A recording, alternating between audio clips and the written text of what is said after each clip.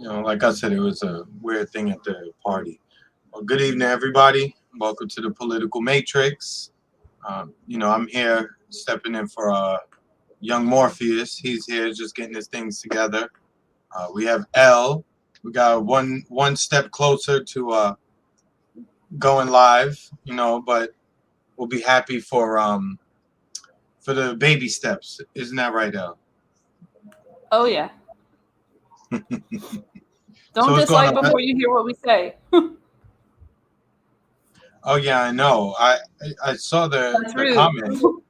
Yeah, I saw the comment. I mean, I didn't see the comment, but I didn't check the YouTube page yet. But listening to you, clearly, somebody didn't like what we were gonna say ahead of time. So it's all good. They're psychic. Yeah, for real. So how was your week, Al? What'd you do? Oh, it was one of the worst weeks nationally, I think. So we'll get into that, I'm sure. Just Oh gets yeah, worse and worse, but we gotta just persevere because we're gonna get out of this alive. We always do, as a human race. I know, right? Um, my week This was is the nothing same. new. Correct. Yeah, my week was the same. I just worked and tried to keep up with the news. Work is really busy, but you know, thank God for the Bird app. Because it gives you little threads, and then you can just take that thread and then go on your own, like you know, your own search and do your own research. So it's good for that. I know a lot of people complain about it, but it's not terrible. Morpheus, what's up, man? Hey, hey, hey, hey. How are we doing? Ain't not much, man. They had the verses this week with Dipset versus the Locks. I'm a huge hip hop head. So, for me, I was in hip hop heaven on Tuesday. I went to bed happy as hell on Tuesday. I woke up Wednesday morning like it was me on stage. That's how I've been watching like a lot of these Olympics highlights. I feel like that's one of the few things where I could kind of sort of separate myself from all the craziness that's going on in the world. I can kind of just try to look at it for the pure sport. Well, until, I see some kind of crazy headline, which will scroll across my phone and remind me of the corruption that's even involved into the Olympics and all of the politics which come with all of these different nations being involved in games involving everybody from all over the world. So for a brief moment, I get that break. And then reality brings me back in when I read a story about somebody getting sovereignty or trying to seek asylum into another nation because they're scared to go back to their country for losing or some shit like that. Just like back in the 80s, that used to go on with the Ukrainians and Russians all the time. Sorry to get myself off into that, You know how my mind gets into those like pessimistic viewpoints occasionally. Correct. Well, no, it's all good. I was hoping that I was gonna get that invite to the Obama party, but I was one of the 700, but I got disinvited because it was gonna be too. Anything over 500 was like a super spreading COVID event. But anything under 500 people in a location is not a super spreader event. So unfortunately, my invite was revoked. But no hard feelings. I still love the Obamas. Let's see, we got. Oh yeah, they're lovely people. We love war criminals. So lovely. When's Bush's bash? That's what I want to know. I want a Bush bash. We need all the war criminals. They've bashed enough Bushes. I want to bash a Bush. The thing about a Bush bash is, hold on 1 second. I'll be right back. Yeah, they've thrown a whole bunch of bashes. So, I think speaking of the Bushes, that Mission Impossible, that Mission Accomplished. Oh yeah, stunt pulled on the aircraft carrier. The joke really was on. The joke was really on us. Now that I think about it, right? They said mission accomplished. We laughed and said, "Ha ha! No, it's not. You're still fighting." No, the mission was accomplished. They got troops in there All you have to do is read their document. Yeah. Rebuilding America's defenses. Correct. You'll know that was the mission. Constant war. But to those of us at the time who were green, too young, or just not fully aware of, PNAC's desires, to us it just looked like, oh no, we didn't accomplish anything. But shortly thereafter, you realized it was mission accomplished. And to everybody in the room, what's going on? Thanks for joining us. Yes, it was a mission accomplished, which we just didn't know what the mission was. That's the problem most of the time. We don't know, like, everything is subjective. I mean, it depends on which side of that coin you're actually on. And so even like when I hear people speak religiously, I hear some of these people, which I know are some of the probably darkest soul individuals in the media and that are before our eyes on the cameras. And they'll say, oh, in God's name. And I'm like, which God are you talking about? I'm pretty sure that you are talking to a God. It's just a matter of we're talking to the same ones. So that's just my take on some of these people. I mean, especially like the Billy Grahams and the Creflo Dollars and, the ones where I watched one where this guy was literally like doing like a tip drill on kids, like raining money on them. So I'm like, well, you're treating little kids like strippers with money. I mean, I don't know what kind of pastor you are or what's going on there, but I don't know. Craziness. Oh, I guess let's go on ahead and do the intro. Hello, this is the Political Matrix. I am your host, Young Morpheus, here with my two good friends, colleagues, and co-hosts. The lovely L. Latham, the ghost in the machine, the voice whispering through that we have over here. And we have our good and trusted friend, Mr. Cy Lawson, Chris Lawson himself. And eventually, I'm sure we'll have Emmanuel hop in and join us, but I haven't heard from him yet, so we'll see. Tonight, if you have not noticed the title, we are going to talk a little bit of Great Reset tonight. Elle has found a pretty interesting story for us to go into, and it's something that we need to talk about on a more regular basis. It doesn't need to be like some kind of boogeyman story that we bring up and talk about in generalities. There are so many different aspects to the Great Reset, and the circular cities is one of those such things. The other topic that we have to talk about tonight is the eviction moratoriums, and that's going to get all into the back and forth situations with Max Blumenthal, with with the friend of the show, Frank Analysis, and what was it, Ryan Grimm. They end up having kind of altercation, go back and forth. And then there was another one which I saw Franco with, I can't remember. I think her name is Jackie Lickman, but I watched that interaction also. And so I don't know. We might try to pull those up if we have some time later on. Go into it. I'm pretty sure Elle has a couple of things floating around the back of her head she wants to talk about. I know we mentioned something about Biden earlier. So I know we're going to get into that. And then I'm pretty sure Chris has a couple of things also. So thank you all for joining us. Welcome to the show. How are you all doing? How are you doing first, Elle? I'm doing well. Thank you so much. What was the thing that Biden said that one time? He whispered something. I can't remember what he whispered. It was like, okay, I'll just make up a figure. 700,000 dead COVID-19 patients. Like, what is this deal? He's so fucking weird. I've never seen a president whisper so much and think he was doing something. He was like, maybe it said softly on the script. I don't know, but he's not good with scripts. He's not a good actor. But then, I guess we'll get the Biden shit out of the way. Well, first, Andrew Cuomo. Oh, Andrew yeah, Cuomo. Cuomo. That's connected.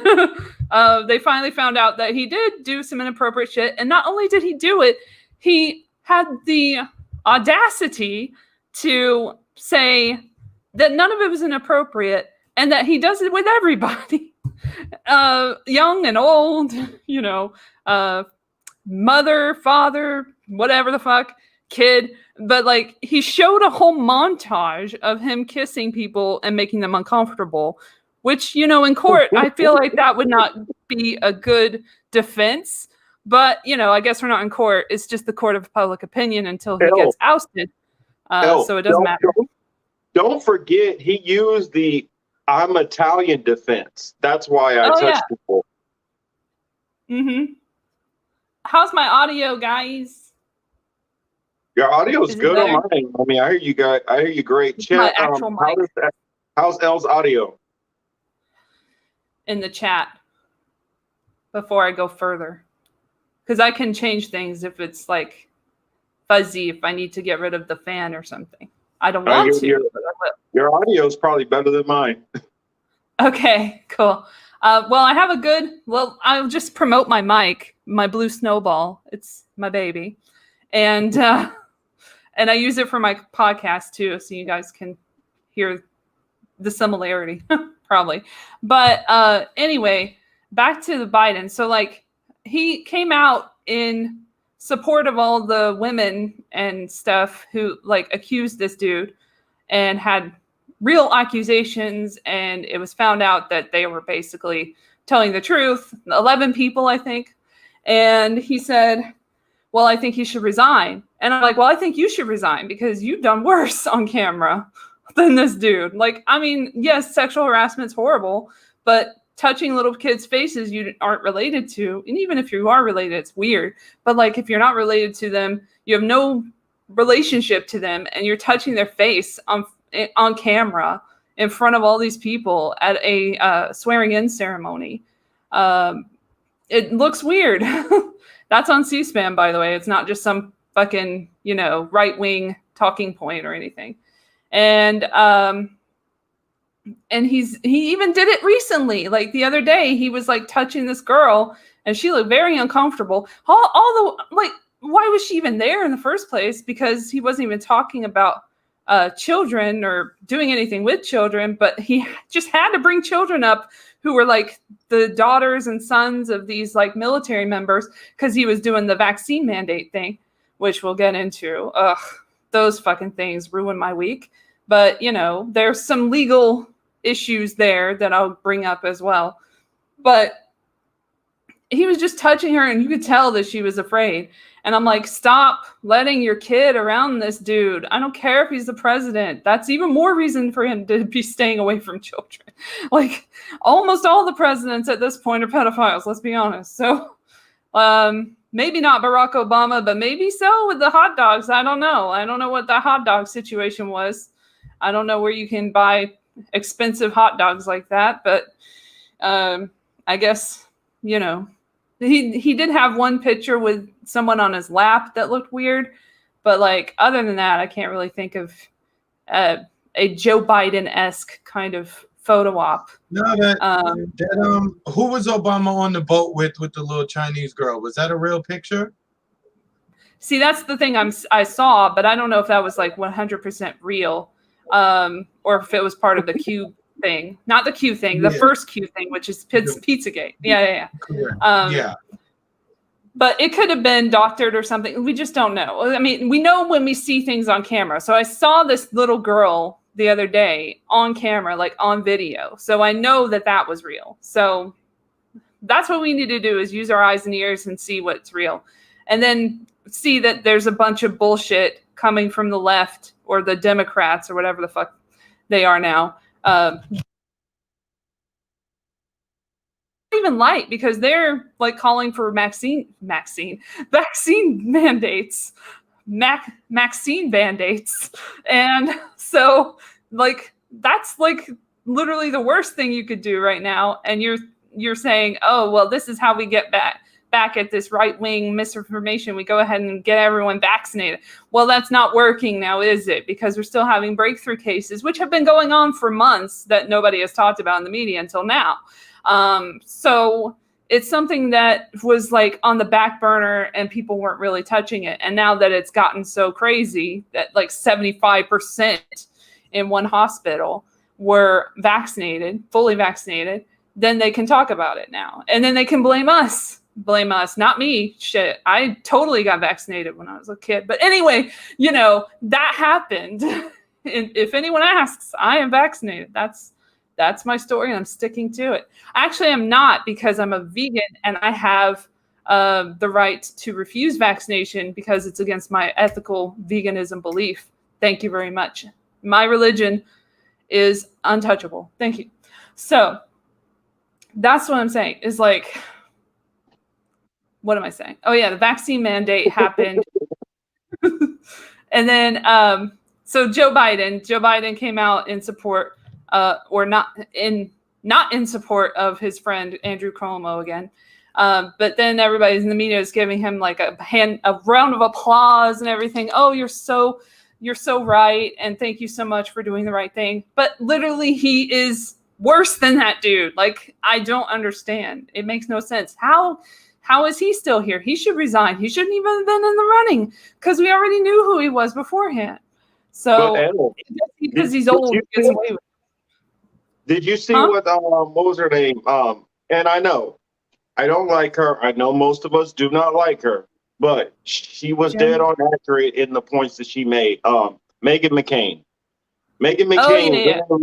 She was like, okay, what does it say about our society that it only matters when a young woman, and sorry, this is me adding this part, a young white woman is sexually assaulted, it matters, and the politician needs to be put out of office. But when they kill 12,000 to 15,000 people in nursing homes, that's a non-issue.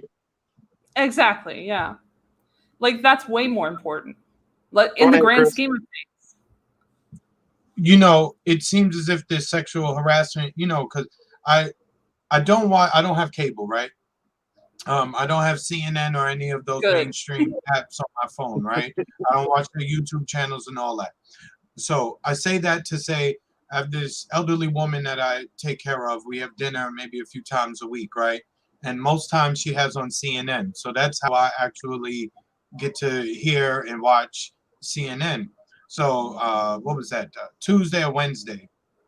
I was over there listening to it. Cuomo was the topic for most of the segment I was watching. And I'm saying to myself that they're only talking about the sexual harassment so much so they don't have to talk about what happened in the nursing homes and all of the deeper details that go into that and those decisions that were made. So it's easier to talk about some, and even in listening, like, dude is a creep, I'm sure of it. But even listening to one of the females, the female trooper who was assigned to him, she said he ran his finger down her back. Okay, fine. Women don't want to be touched, right? I get it. There's worse things you can do. Like, you're filing a lawsuit for that. She said, she also went on to say that he rubbed his hand across her stomach. Again, inappropriate. But does that rise to the level that, you know, the national press should be covering your story? I don't think so. But the fact that they are just tells me that this is better to talk about with Cuomo than to discuss what happened in nursing homes. Because the thing is, if you're talking about this in relation to New York, then you have to look at New Jersey. Then you have to look at Maryland. Then you have to look at Florida, California, Wisconsin, Michigan. Now you have to start looking at all of these situations. And what will that show you? Who knows? We can only speculate, but I think we have an idea where it could possibly go. Well, I think I also noticed something saying that the pattern that you would see with all these sexual harassment charges or issues, or we'll say alleged sexual harassment, because until they actually press charges, they're still, you know, alleged. They're not anything confirmed yet. What we notice with it is majority of the time, I want to say close to 95% of the time, They were somebody who worked up under him, which he transferred into his services somehow, whether it was into his office staff, whether it was the secretary, whether it was law enforcement, which he decided that law enforcement officer, which he put on there, she was not qualified. And I'm not saying it because she was a woman, she was not qualified. I'm saying that at her level as an officer, she hadn't done any of the training. She hadn't even thought of it as something that she had planned to do. He just happened to see her, found her attractive, and say, you know what, put her on the team. And if you're a young officer, male, female, trans, whatever, if there was an opportunity put before you to advance in the career field that you want to be in, more than likely, especially when you're young, you're going to jump at that opportunity and not think that there's any kind of nefarious motives behind it. But when you deal with people like Cuomo and Biden, there's often going to be, unintended consequences to trying to take these opportunities to get you ahead, So I'm not blaming the victim at all. I'm just saying that a lot of times when you're young, you have no clue, the kind of deceitful games these predators use to attack their victims. Mm-hmm. And, I just want to add, sorry, El, real quick. I only brought up one story. I'm not trying to discount whatever happened to the other people, but that just seemed to be one of the stories that they were hyping up on CNN that particular day. But for those who were really abused to the, if they really were, then, oh. See, here, I'll go ahead and read it. It's funny you brought up Obama Pizza / dogs party because I was just talking to Elle about that. For those who are a little bit more in the to be safe, let's say conspiracy theory fear.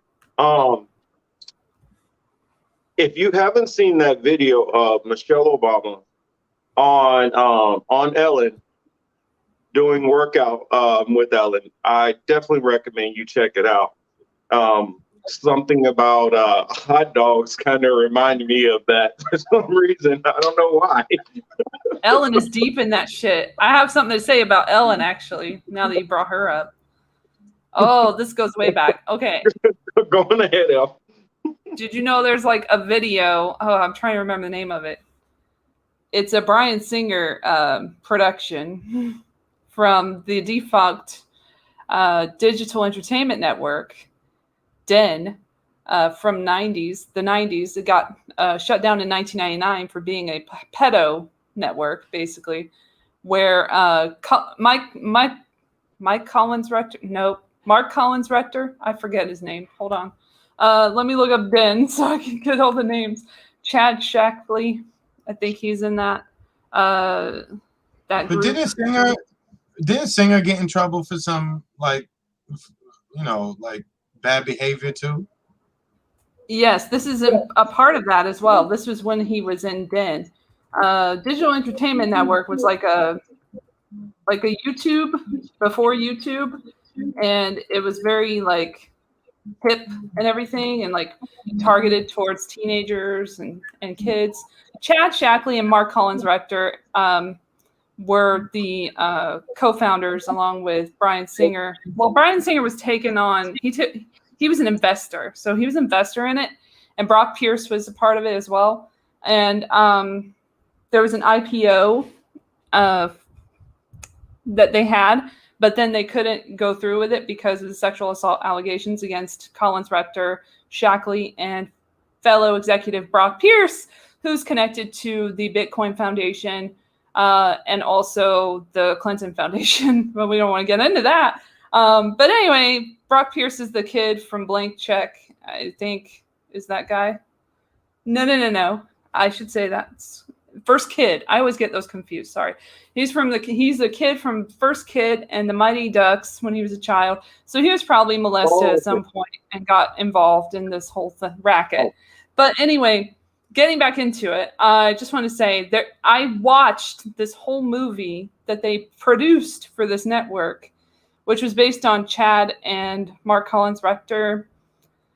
I believe, and they had like a sexual relationship or whatever back in the day, and they take in a kid in this movie. Chad's World, I believe, is the name of it. Let me check in on IMDb and make sure. We want to get out of the facts. Chad's World. This is interesting because guess who stars in it? It's somebody from 1998. This is the guy Stifler basically starred in it before he was Stifler. So Sean William Scott was in this movie. It was his big break. And it says on the IMDb, it's a short from 1998 from Den. And it says, a boy named Chad starts out living in Michigan. His best friend Paul is trying to decide if he should come out or not to his parents.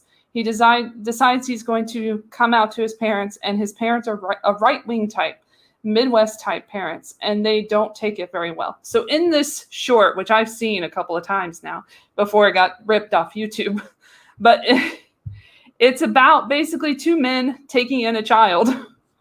And they're pedos, but like that's not what they call themselves. And it's supposed to get children to be like, hey, I can trust adults, you know, and they'll take me in or whatever if I need them.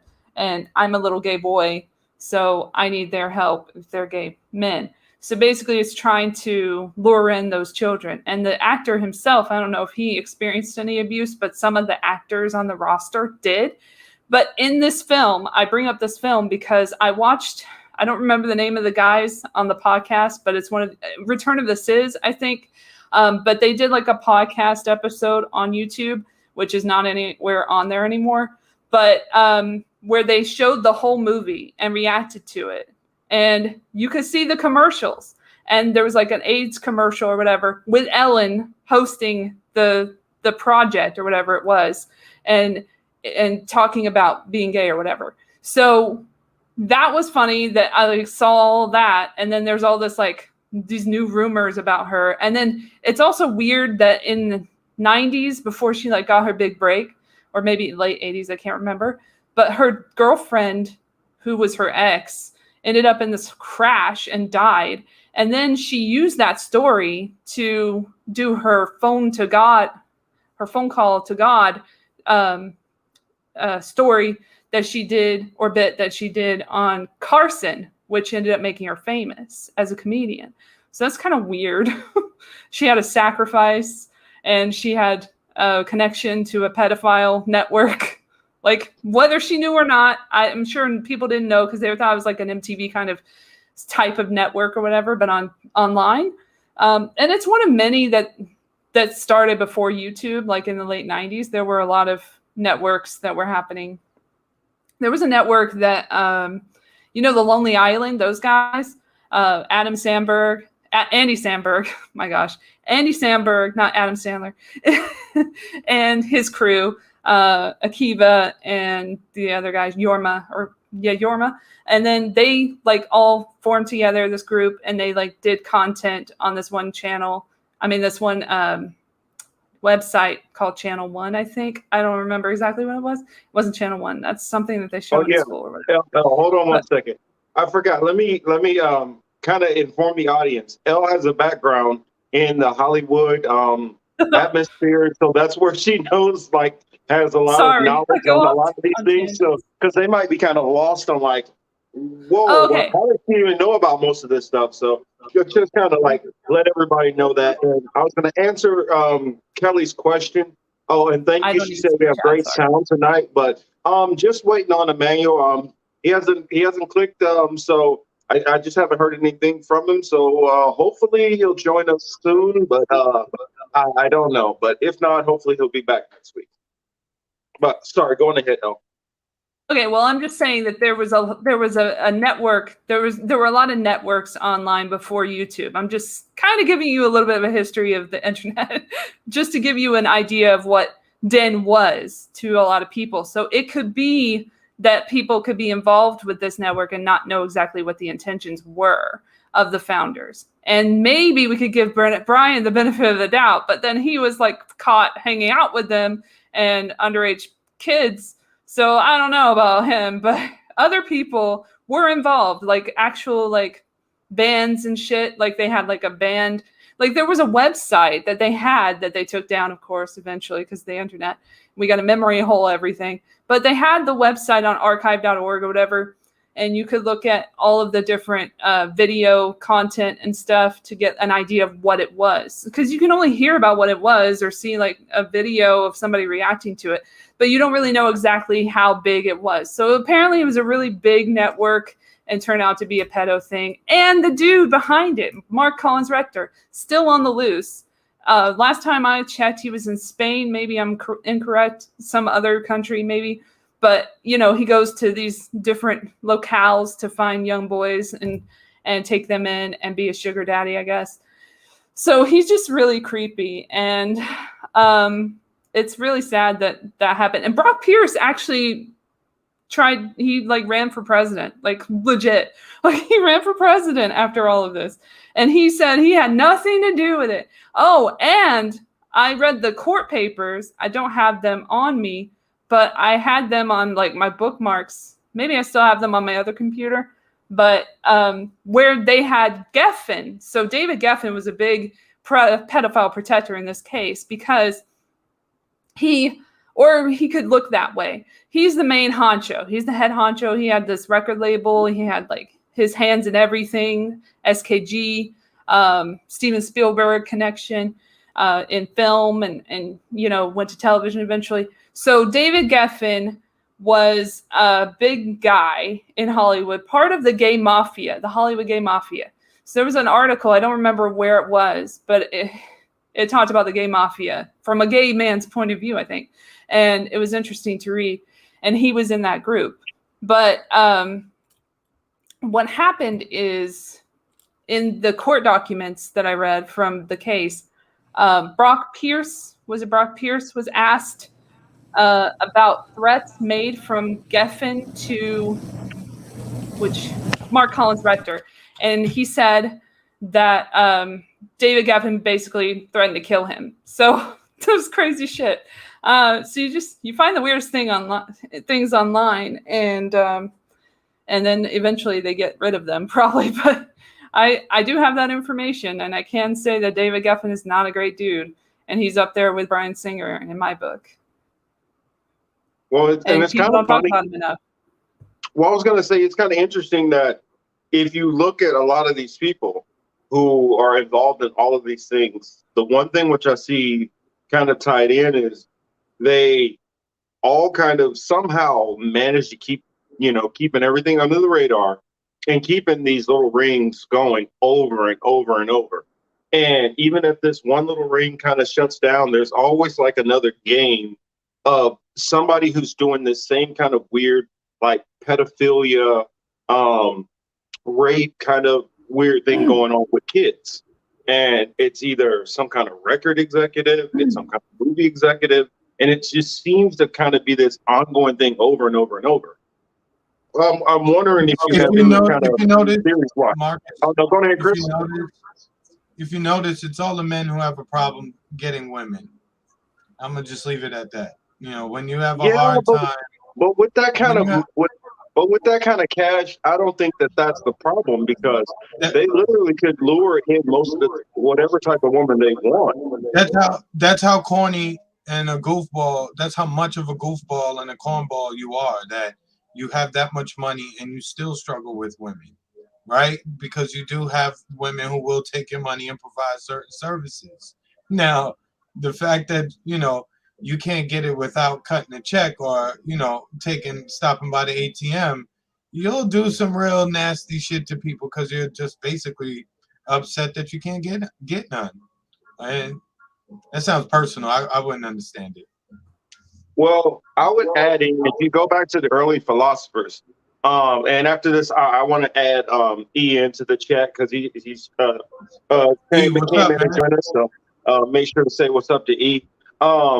If you look back to how a lot of these elites see themselves, or as Elle would definitely say, the predator class, but how the predator class or these elites, how they'll see themselves when they get to a certain level. And I'm not saying every single one of them, but a good number of those who do these types of things, they start getting into this philosophical mindset where they try to embrace all of the theories of all of the great thinkers. And so that always leads back to ancient Rome, ancient Greece.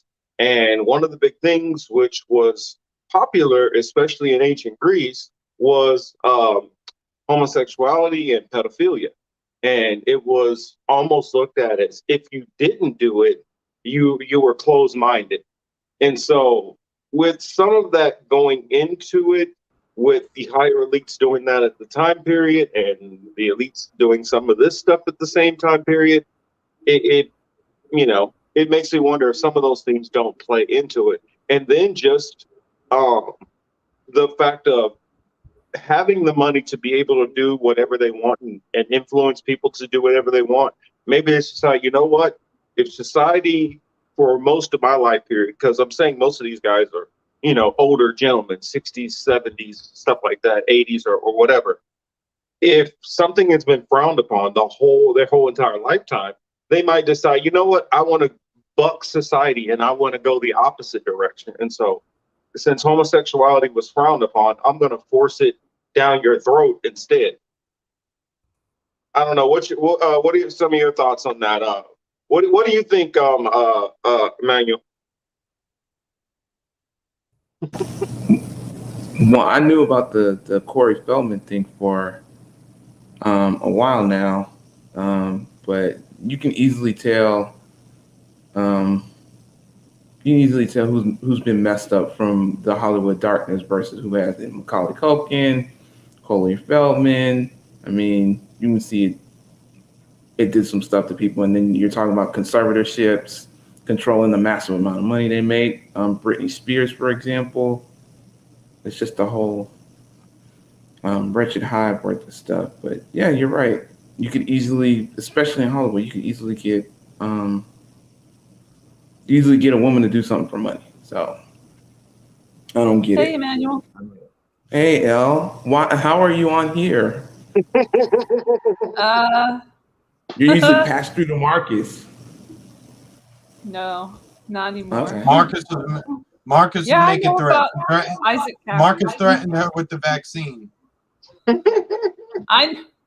the record, I know about Isaac Cappy. I know about all this shit. I know about Pizzagate. I've been studying it for a long, long time from a very observer kind of way.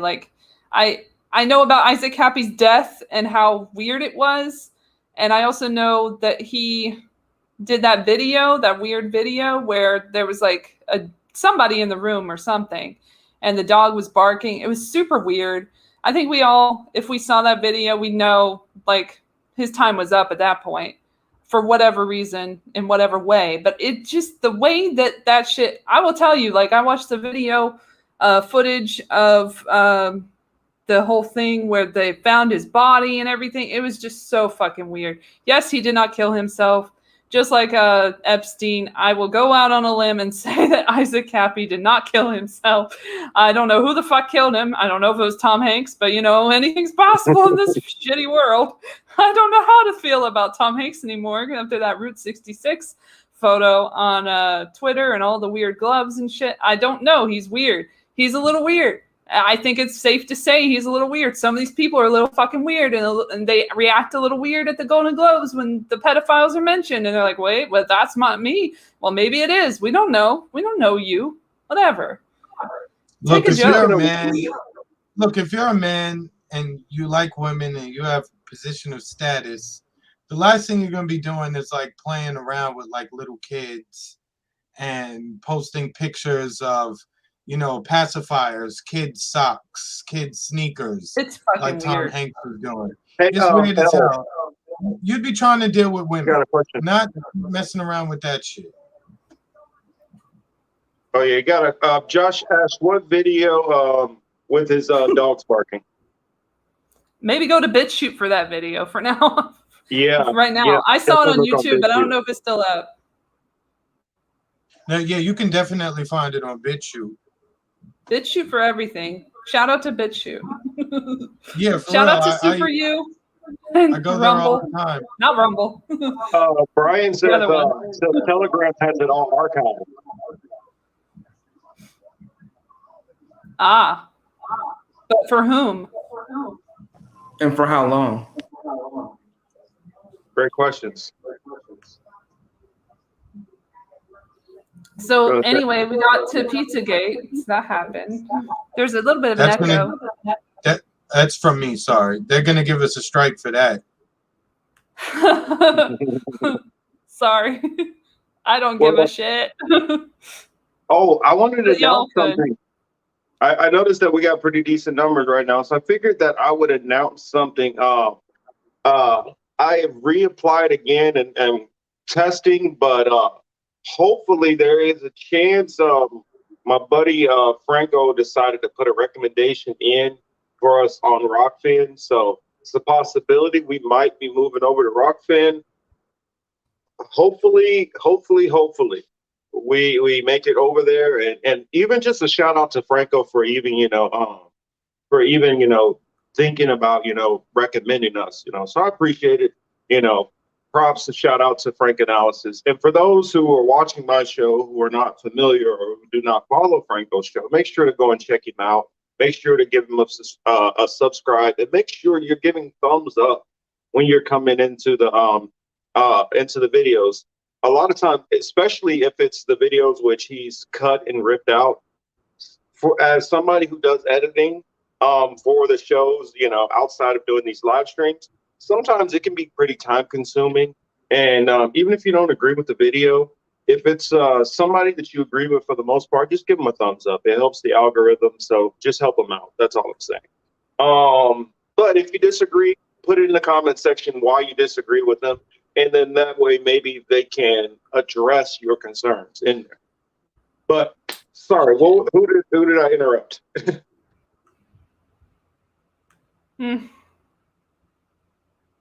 Oh, let's see. I guess I wanted to ask Emmanuel about the eviction moratorium, because last time before this whole eviction moratorium thing got going, even though it expired and then Biden supposedly re-signed, the reauthorization like 12 hours or 24 hours later, there were still plenty of people which got evicted from their places. And so with this coming around and this taking about a good 4 or 5 days, I was wondering, hey, you heard about anything out in your area where there have been, evictions taking place, even though this moratorium has come out?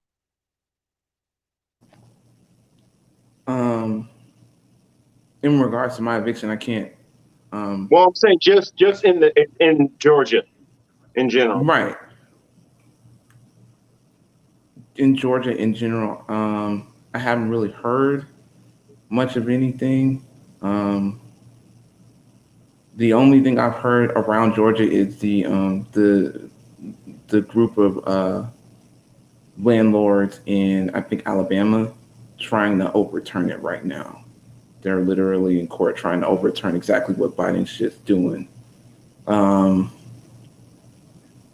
know that the moratorium, first of all, the moratorium doesn't stop anybody from getting evicted. The moratorium only stops you from getting evicted if the COVID numbers are high enough and it's declared an emergency. That's what Biden's new moratorium does.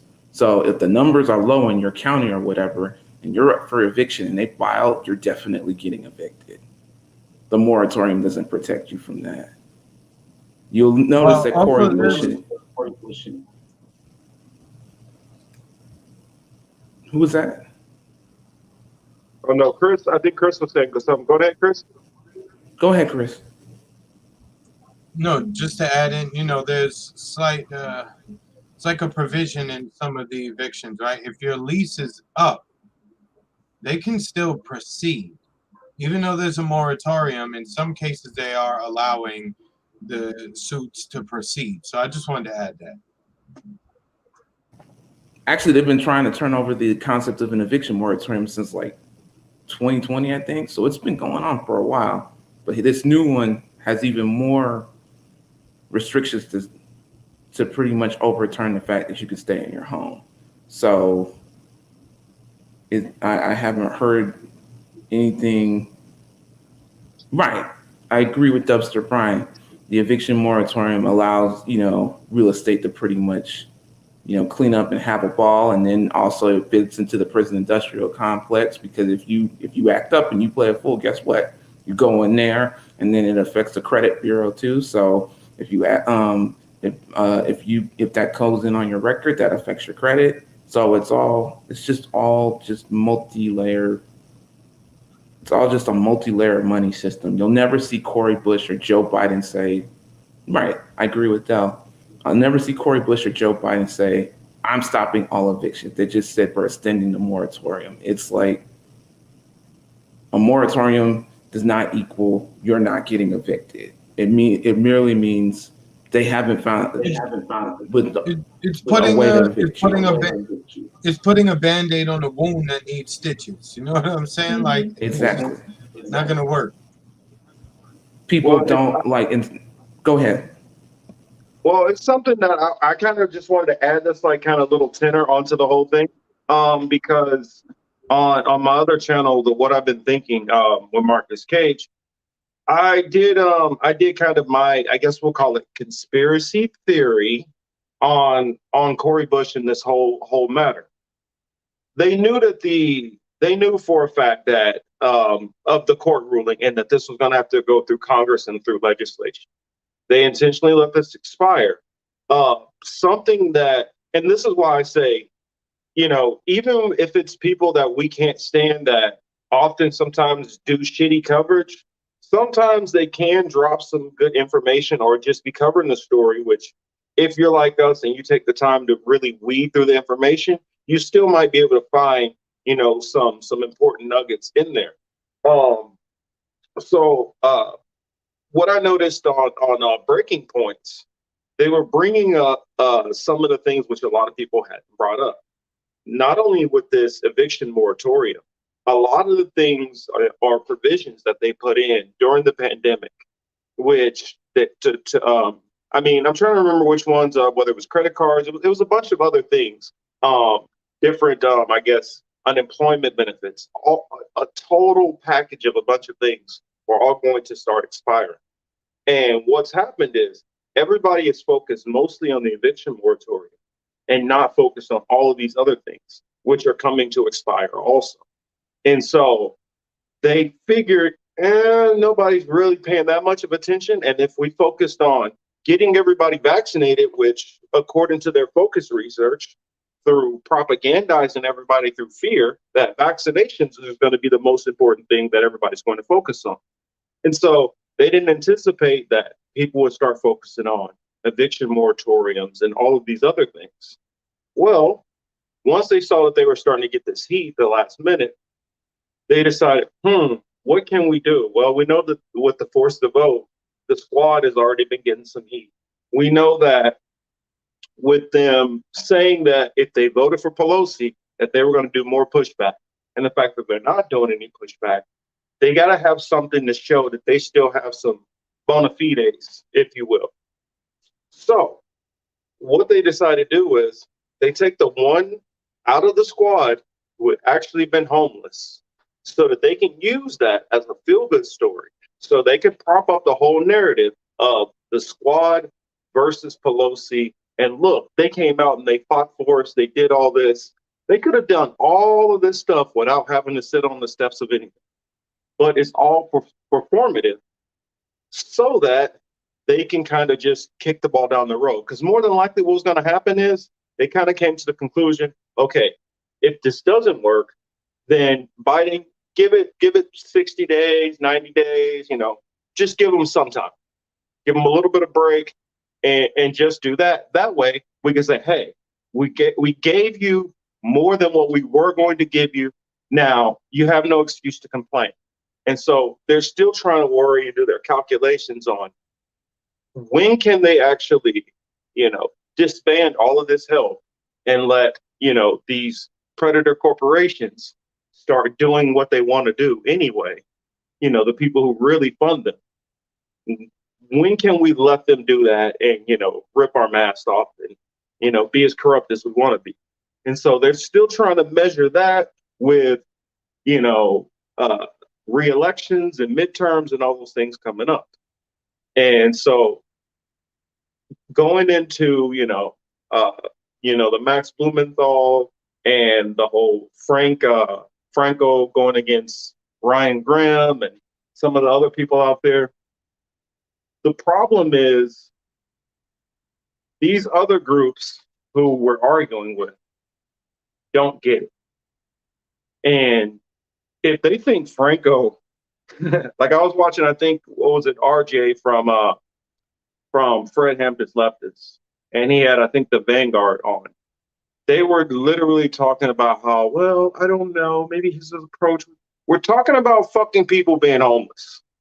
And this shows the privilege of a lot of these people. Like I watched one of them start questioning Franco, saying, well, what have you done for the movement? What have you done? Have you done this? Have you organized this? It's not our fucking job to do that. That's what you're not getting. If I vote for you and you get into office, you are supposed to do it. It's not for me to go and organize some tenants and go do this. You guys have literal millions of people, which AOC could just send out one little text and a symbol. You want us to sit there and patchwork pull everybody together when you guys can do most of this shit on your own and should be doing most of this shit on your own? You guys said before, well, if we just get a couple more, you've gotten a couple more. And then you got a couple more on top of that. And you're still doing the same pussy ass shit. You say, well, or like I hear people like Anna Kasperi, and she'll say, well, it wouldn't have got passed anyway. It's not about it not getting passed. It's about showing that you are going to fight and where you land on the issues. If you're always going to do this capitulation and what counter scheduling, always trying to calculate all this shit, then you don't show people like me down at the bottom who might actually be affected by this shit. You don't show us that you actually give a damn. It's not about being the cynical left, as she called it. It's about being somebody where consequences actually hit you. And when you're one of those people where consequences don't hit you, you don't have any right to start shitting on the people down at the bottom. I'll go into a couple other thoughts, but go on ahead, Chris. Marcus, yeah, let me just get this off real quick. You notice they want to protect you from a virus, but they won't do anything to protect you from being homeless. Now, let's say you get homeless. You become homeless. A virus is the least of your worries, right? So, again, oh, we want to take care of you. We want to give you the vaccine. But hey, how about this? Look, I'm okay on that. Help me not get kicked out of my house because of what's going on with the virus. We'll give you 60 days, okay? And then on the 59th day, we'll put on a performance and we'll let it expire for a day or two. We'll let some of that pressure move out the pipe. And then, we'll go back and institute another, 2-month moratorium, which really doesn't help. And if you look at the price of everything else, whether it be food, gas, or other items that you purchase on a regular, the cost is up everywhere. So, it's just something else to keep in mind. I was wondering, Emmanuel, would you like to add something in? Yes. What you brought up about various things inspiring people are starting to notice. For example, the student debt moratorium, they extended that to I think January 2022. That was bullshit. They haven't extended they were talking about the unemployment benefits expiring, but 26 states already pulled people off of it. And Chris is right. There are some states where you get evicted, you don't get rent relief, you don't get mortgage relief, and homelessness is outlawed. Guess what? You in trouble, right? All three of those things can definitely happen to somebody. And then when they let the eviction moratorium lapse within that time period, hundreds of thousands really legitimately lose their places. And by the time they reinstate it or whatever, because they've evicted you supposedly in the middle of a pandemic where they don't want you to get the supposed virus, right? So same day, you could lose your house, they could evict you, and then it gets restarted, and you're out of your home. They've already got what they wanted. They already won. The law does not protect the evicted. The laws protect the police that help enforce it and the realtors. That's it.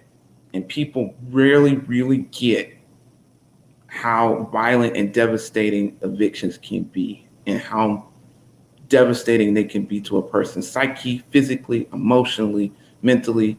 When I saw what was happening on Venice Beach, I think it was like maybe 4 or 5 days ago, where that policeman had a full, he had a full assault rifle on his chest trying to evict people off the beach. I'm like, what do you need that for? That, you look at that, and that's pretty much the essential. That's terrorism. He was terrorizing them. They had no weapons. They had no place to go. They're clearing out encampments in Venice Beach. They're clearing out encampments in New York, right? Because apparently they want the tourists and everybody to come back because of the 20th anniversary of 9/11. And then on top of all of it, you hear that one of the squad is homeless. Where was this lady where was the squad member a month ago? Where was she? Because I didn't see her. I didn't see her doing any performative stint. But the final thing is when you're talking about, oh, I don't want to see any more student debt. I don't want to see any more evictions. I want to see poverty end. They're starting to call it again a Russian plot. They're starting to call it again on the internet a plot by Putin. You can't help but get mad. Yo, Putin is all powerful. We should really stop fighting against him and resisting him and just give in, because this guy cuts off my electricity in the winter. He's responsible for all the chemtrails. Change the weather. Yeah. Is there anything Putin isn't like? Look, I'm afraid. I'm just gonna, I'm just gonna apply for Russian citizenship, because clearly he's got the power and we don't. I'm just saying. He's their Klaus Schwab. Yeah, I brought this one up because I wanted to address it. Brian says, what sheriff would enforce this mass eviction plan? I guess by the third door, knock, knock, he be done.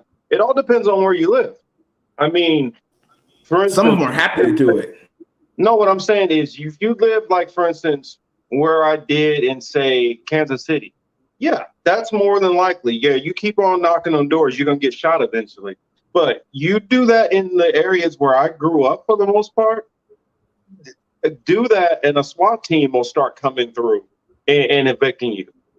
They're going to still evict you out of the areas where I grew up. So a mass eviction, yeah, that's very logical, depending on who that sheriff is and how far he decides to go, because it's all up to that sheriff and his ability and what he decides to. Now, it just so happens that in this society, in predominantly white societies, it's harder to do that because, white people are allowed to put up a little bit more fuss and argue. And if they yell enough and get cameras out there, it's going to get shut down. But in the neighborhoods I grew up, they don't give a damn about throwing a bunch of black and brown people out of their homes. They did it all the time after the stock market crash in 2008, and everything went to shit then. And it was just like normalized, like everybody was getting kicked out of their houses, and it was just like, it didn't matter what your excuse was. Even though it was predatory loans, it didn't matter. Mm-hmm. It was your fault for buying in. It's always your fault for buying in.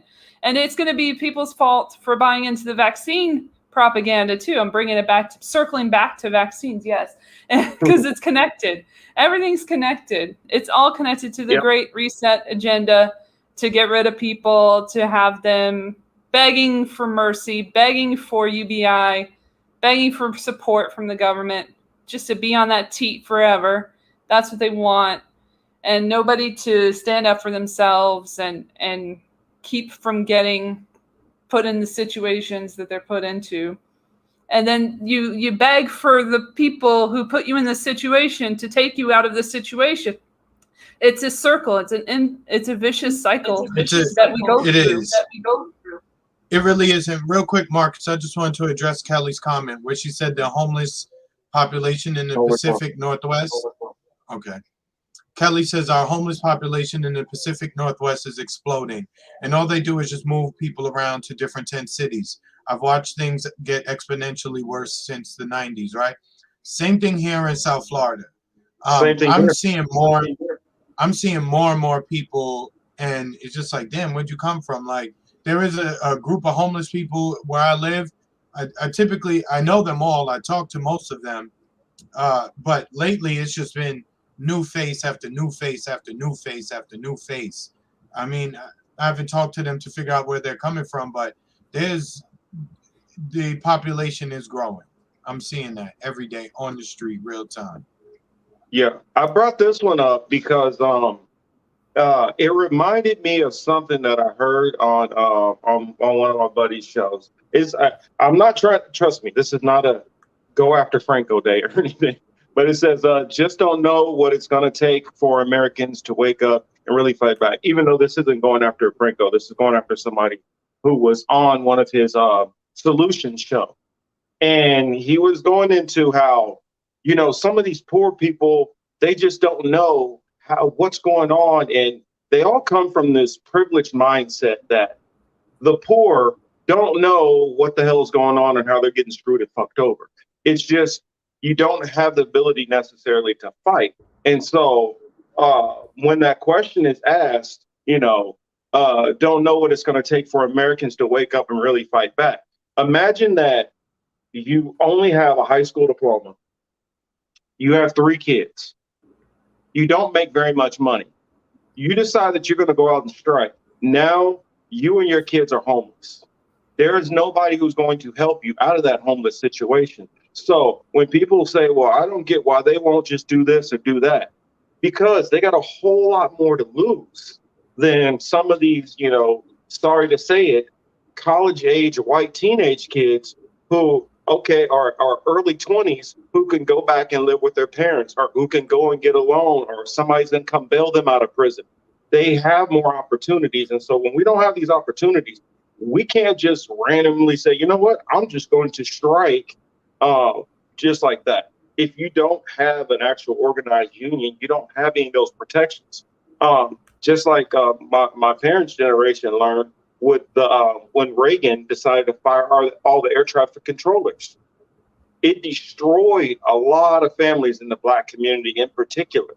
But a lot of these younger politically minded so-called thinkers, what they don't get is you guys are looking at this thing through analytics and theories, where most of us are talking through lived experience. I lived in a lot of these lower income areas where it's not as easy to just go and say, you know what, I'm just going to protest all week long. I mean, literally what's going on back in my home state, the Frito-Lay strike. That all they got out of that was basically that they don't have to work damn near every day for the whole entire month. They didn't even get actually good standards. They got lessen cruelty. That's all they got, and they consider that a win. I mean, they were literally protesting out in plus 100-degree temperatures, and they said that felt better than how hot it is to work inside that Frito-Lay plant. I mean, I don't think a lot of the so-called woke leftists understand what life is really like for people on the lower rungs of society, and how much more oppressive than they actually understand that it is. Well, the ruling class is really good at instilling fear in people, right? So they highlight the plight of the lower working class, the poor, those who are on government assistance. So the next people above them are looking down below like, I don't want to be that. So they're not going to rock the boat or do too much because they're very much afraid of falling down that one rung and being where those people are. So, and they've got it set up like that all the way up the ladder to a certain extent, right? Right before you get into management. But for the average person, as long as you keep somebody underneath them, that's motivation for them to either stay where they're at or try to get to the next level because they don't want to be down there. But it's all very cynical, though, you know? Yeah, Brian says, us felons are disarmed while we truly have no way to fight. That's what I'm saying. If you're a felon, You know what? I'm just gonna say it plainly. If you're a felon, you're a nigga, basically, because you're gonna get treated the same exact way. You're gonna get that same exact treatment, and that's what it's honestly gonna take for most Americans to actually wake up. When more Americans start getting treated how most Black and brown people have been getting treated for the last couple hundred years, and that's what started happening as more and more white people or Jewish people or Asian people are starting to fall into that same kind of treatment. Now that pressure level is starting to push up. Like I tell people honestly, I say, you really want to stress the ruling class out? Don't vote. Just don't show up at all. Yes. Don't vote for nobody, because now they're the little, because here's the pathetic thing about it. They're so shallow that they want to stomp on you, but they want the rest of the world to think that everybody's happy here. And so if nobody's voting, that shows that the people have lost so much faith in the government that they don't even try. They don't even try anymore. They've given up. And so it's proving that the United States is a fascist dictatorial nation, not this freedom-loving, peaceful democracy like they try to portray. And that's what I'm saying. One of the biggest ways you can fight back is stop fucking voting. Yes, I agree. And then also, like, we don't even get a say in the vaccine mandates. Like, they just put everything through for employers, which, again, not legal, but I'll get into that. And, you know, like, people can't rise up and, like, see that that's not democratic. Like, that's literally the opposite of democratic. That you don't have that option. And you know what Elle just mentioned? Oh, sorry, Elle, that was me. I just wanted to add to what you said regarding the mandates. We have no say when it comes to the mandates, and this is why I was telling people that the government was not going to mandate the vaccine, at least for non-federal employees, is because they can get the business community to do it. Look at what's happening in New York. They said something in LA the other day. If you can get the business community to do that, and vendors, etc., as a government, you don't need to put a mandate in. You've essentially had business do that for you. So I think some people are so afraid of, like, stepping out of their bubble that the thought of not being able to go to the nicest restaurant on a date, or this club or this bar or whatever event, like, it's okay. Like, you could do your own thing. Like, I saw somebody say, well, you know, the dating life is different, right? Like, as a man, it's actually kind of good, right? I can't take you to an expensive restaurant, baby, but I could cook. Why don't you come to the house? I'm unvaccinated. Yeah. Yeah. Could I just get to the source that I wanted to do for that specific issue so we can get it out of the way? We've circled back to vaccines, and so we can, like, get this vaccine mandate situation under control, unlike the government. Where I found, like, this Stat News article. I shared it with you in a DM, Chris. But it's from February 23rd, 2021. But, you know, everything changes in a matter of months nowadays. Because just 3 short months ago, we were saying, oh, we're not going to put any mandates out there federally. We're not going to do that. We're going to leave it up to the private sector. And did we do that? No, of course we did not. No, because we lie. The government lies. And that should be obvious by now. So it is an opinion article, but it does have some legal basis. So if you read down, ever since the Food and Drug Administration granted emergency use authorization for 2 new vaccines, employers, schools, and other organizations are grappling with whether to require COVID-19 vaccination. While organizations are certainly free to encourage their employees, students, and other members to be vaccinated, federal law provides that, at least until the vaccine is licensed, individuals must have the option to accept or decline to be vaccinated. Knowing what an organization can or cannot do with respect to COVID-19 vaccines can help them keep their employees, students, and members safe, and also save them them from costly and time-consuming litigation. Much remains unknown about the safety and efficacy of the vaccine. We were saying this in February. That is a crime to say now, but it's okay then. Even though the FDA granted emergency use authorizations for the Pfizer, BioNTech, and Moderna vaccines in December 2020, the clinical trials the FDA will rely upon to ultimately decide whether to license these vaccines are still underway and are designed to last for approximately 2 years to collect adequate data to establish if these vaccines are safe and effective enough for the FDA to license. That's interesting because we're not hearing anything about 2 years. We heard by January 2022, I heard on one fucking website or read on one website, they're saying September now. That's fact tracking to the nth degree. And it's totally not within the bounds of what we expect from the FDA. Not that it matters. The abbreviated timelines for the emergency use applications and authorizations means there is much the FDA does not know about these products, even as it authorizes them for emergency use, including their effectiveness against asymptomatic infection, death, and transmission of SARS-CoV-2, the virus that causes the disease. Given the uncertainty about the two vaccines, this is just the mRNA ones, their EUAs are explicit that each is an investigational vaccine not licensed for any indication, and require that all promotional material relating to the COVID-19 vaccine clearly and conspicuously state that this product has not been approved or licensed by the FDA. Maybe someone should tell Jen Circleback Saki that, because she keeps forgetting, but has been authorized for emergency use by FDA. Emphasis added. EUAs are clear. Getting these vaccines is voluntary. The same section of the Federal Food, Drug, and Cosmetic Act that authorizes the FDA to grant emergency use authorization also requires the Secretary of Health and Human Services to ensure that individuals to whom the product is administered are informed of the option to accept or refuse administration of the product.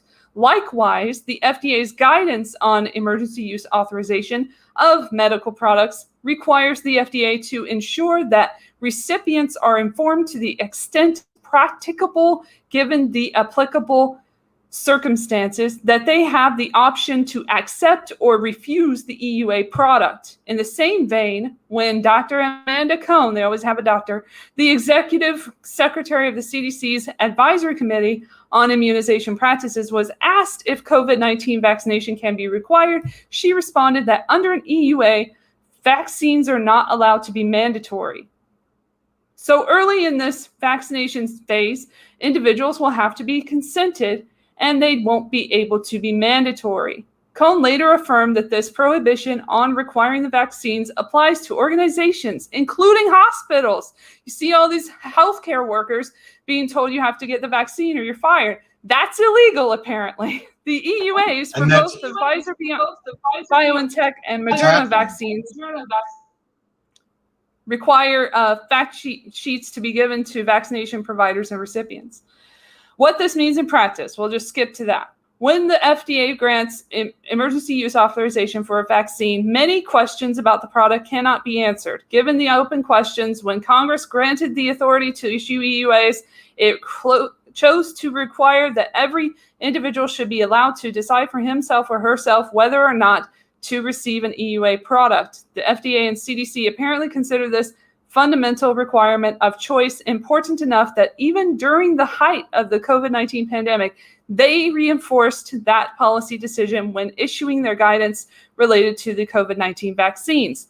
This means that an organization will likely be at odds with federal law if it requires its employees, students, or other members to get a COVID-19 vaccine that is being distributed under emergency use authorization. State law often prohibits retaliating against an employee for refusing to participate in a violation of federal law. Organizations that require COVID-19 vaccination in violation of federal law may face lawsuits under these state laws, not only to block the policy, but also for damages and attorney's fees. Such potentially costly lawsuits can be avoided by refraining from adopting policies that require vaccination or penalize members for choosing not to be vaccinated. They're free to encourage vaccinations through internal communications, through educational events, and through other measures to urge employees to be vaccinated. They can take these measures so long as, one, they are not viewed as coercive, two, the organization makes clear the decision regarding whether to receive the vaccine is voluntary, and three, the measures comply with the requirements in the EUAs and the related regulations for these products. So basically, that's all from February, and everything's changed now. So the law doesn't matter anymore. And they can just make the law whatever they want it to be. They're Thanos. The government is Thanos, and we should all just play along. No, mark my words. You're gonna see lawsuits coming, definitely. But they're going to be thrown out like they have before. Well, I remember a couple months back with a lot of the troops, they were saying that, what was it? Something like 2/3 of the troops were rejecting wanting to take the vaccination. Now, I'm not sure what that number is now, but I know that there's still a sizable amount of people who are deciding that, even active duty, that are deciding that they don't want to take that. And so I'm wondering, is there going to be a point where they're going to allow people to get out of the military with some kind of compensation, or how is this going to work on, especially with Biden talking about the federal employees in hospitals requiring people? Oh, wow. Look at this beauty. It's just like, is this the Obama party? Huh. Yes, I literally tweeted out, I said, I can guarantee you nobody is going to be following any COVID restrictions at that party. No mask, none of that 6-foot distancing. I guarantee you they're probably drinking out of each other's cups. I mean, everything is probably going on. They're probably snorting the same lines, passing doobies.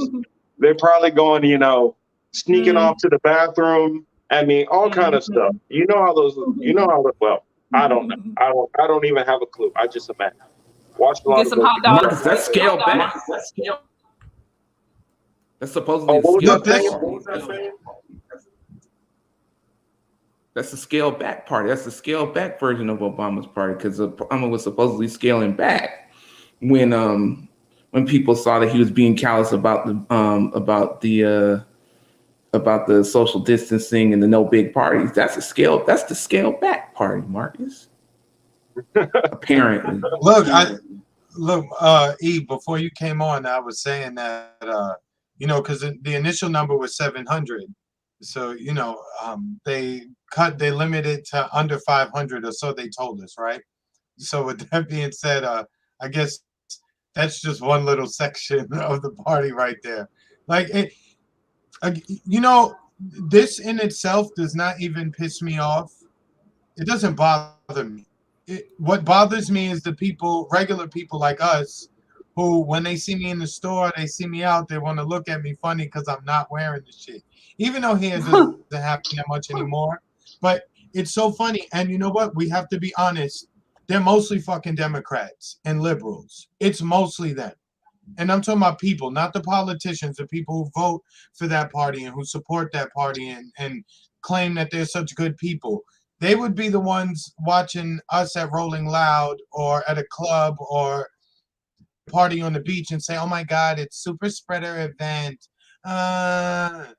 With that nonsense. They would look at something like this and then, they would say with all the confidence in the world, well, they're all vaccinated. What the hell does that have to do with anything? Especially when the manufacturer already told us that. Listen here, Chris. Don't talk about my 60th birthday. Now, the Obamas. We all like to have a good time. And while we are having a good time, we are all being very safe. I mean, we have all been vaccinated twice. And I believe we have booster shots coming on the way. So you can relax and all that concern about us not social distancing. You can lay all those concerns to rest, because don't worry about it, Mr. Lawson. Don't you worry. Don't you worry. Yeah, that was they got good. The saline injection. You know, the reason why they do this, the reason why every one of these parties, you see them not giving a shit, is because they know this is bullshit. They know it's bullshit. It's all this is like an enhanced enhanced flu season, which they are literally using to pretend, all of this shit really going on. If you guys look at my Twitter handle, um, I'm giving you guys the death rate, literally what it actually officially is. And if you and here's the crazy thing about it. If you look up the Spanish flu is 3 times that amount, and look at what that percentage is. That percentage is still crazy. Now, if you listen to the news, they always keep talking about cases and cases and cases. What they don't talk about is deaths, percentages. They don't really want to talk about, okay, was this person immunocompromised? Did this person have heart conditions? Was this person older? I mean, no bringing in any of the actual details or figures. Did this person also have, predisposed to, catching the flu over and over and over, or whatever it could be? It could be a gazillion things. Sometimes they say, oh, well, look, these 14-year-old kids, because I heard about these 2 twins who are hospitalized. Well, when I look at the picture of the kids, I'm not trying to fat shame, but these 2 little boys had to have been easily close to 300 pounds.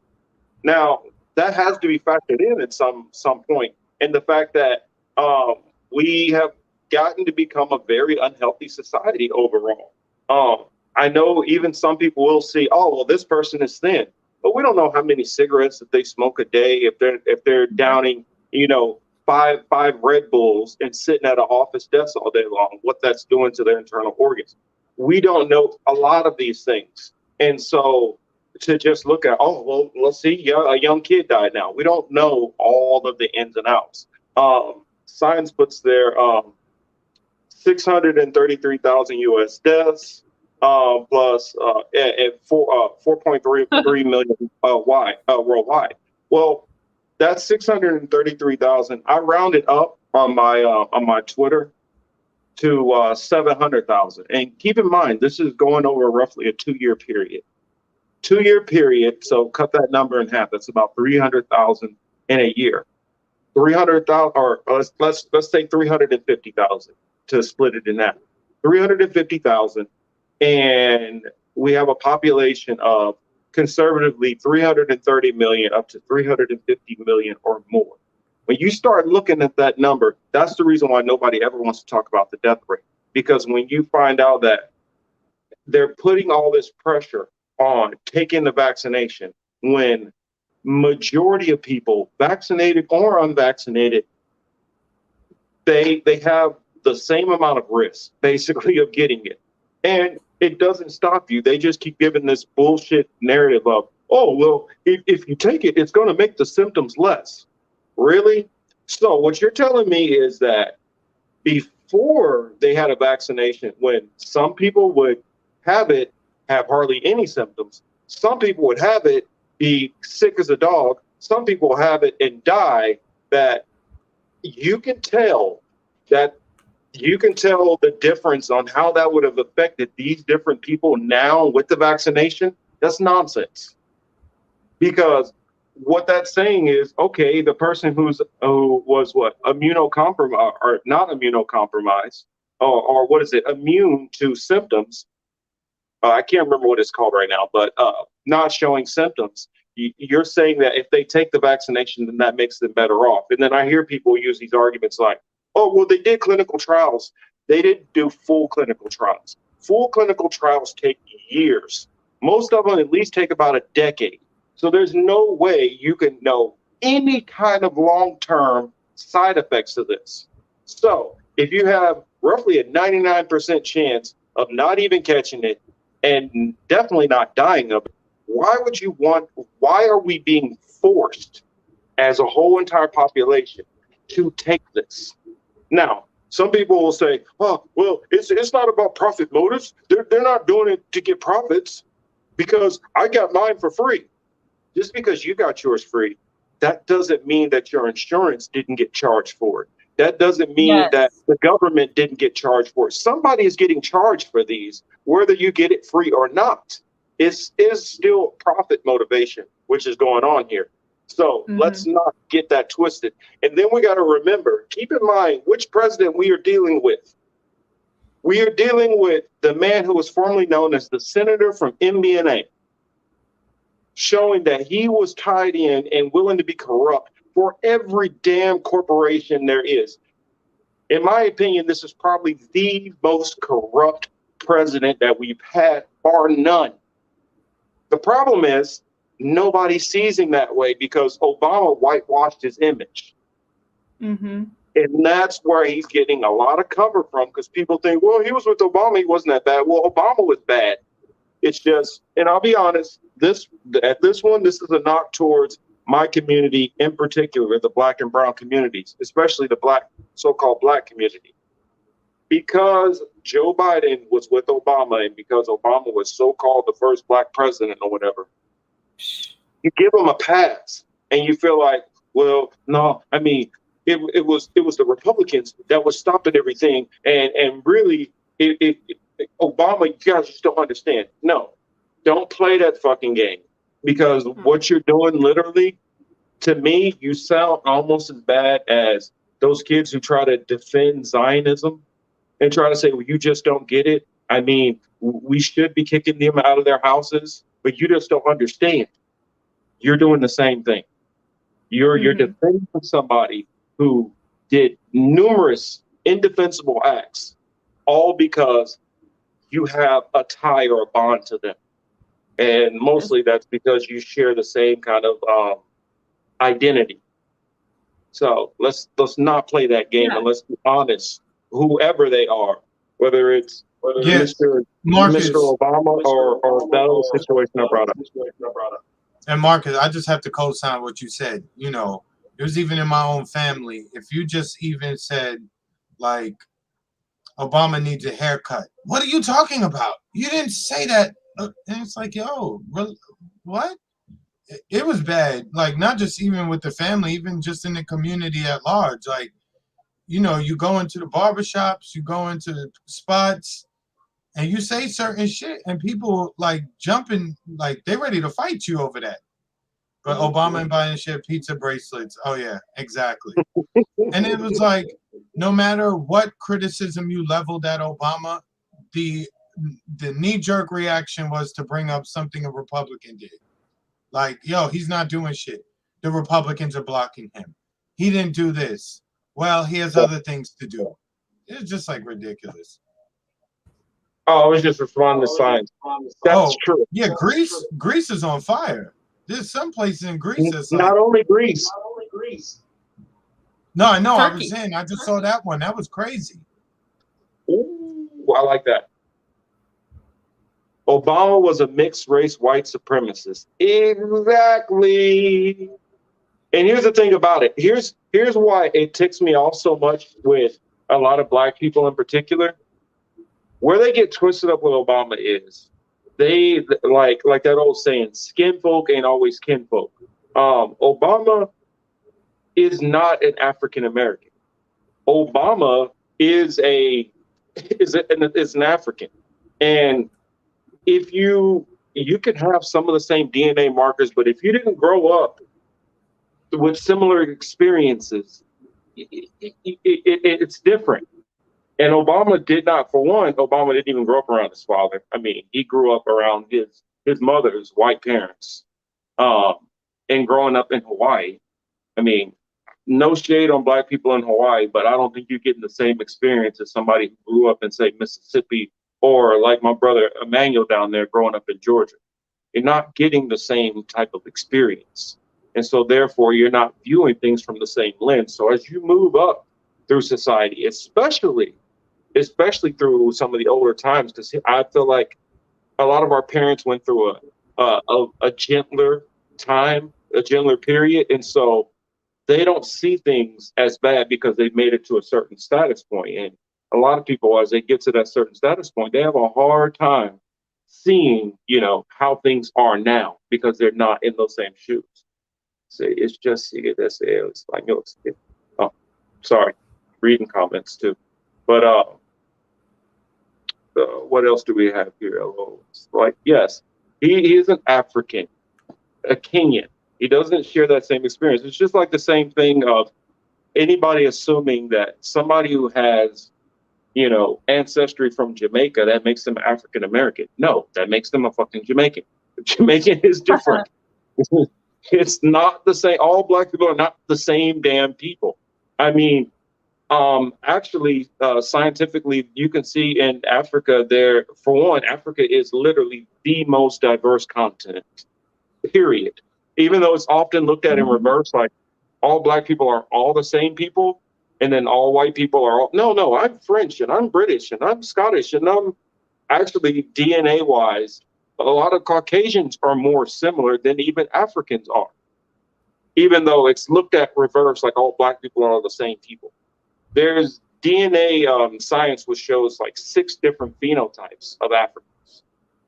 So already showing that different, but let's go down to a different road. But I'm just saying that. Gotta get to the Great Reset. Yes, we do. Yeah, I don't want to get us sidetracked off into that conversation.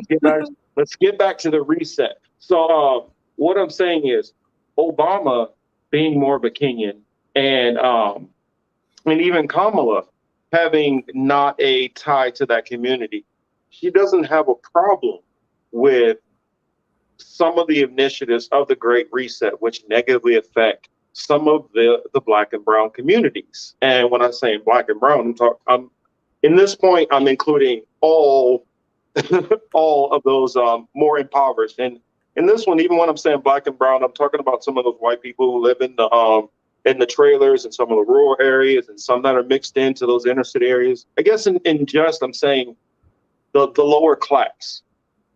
I guess that would be a better phrasing. Us lower class people, not in culture, but in means.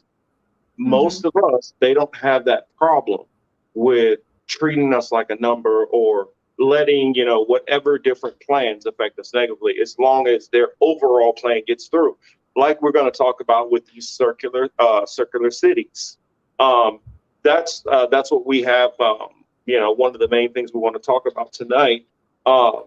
It has a lot to do with some of their fears about water conservation and possible different wars that might go on with the lack of water in different areas. And so that's the new agenda. I'll hand it off to Elle and let Elle kind of explain a little bit more what we're talking about. Let's see, what is that? Yes, Jamaicans came from Africa and Jared Brown, but there's a different culture, there's a different history. It's just like I have ancestry from multiple different tribes, multiple different whatever ethnic groups, but the histories of all those groups are not the same. For instance, some of my Native American family members, not that I know, they were enslaved.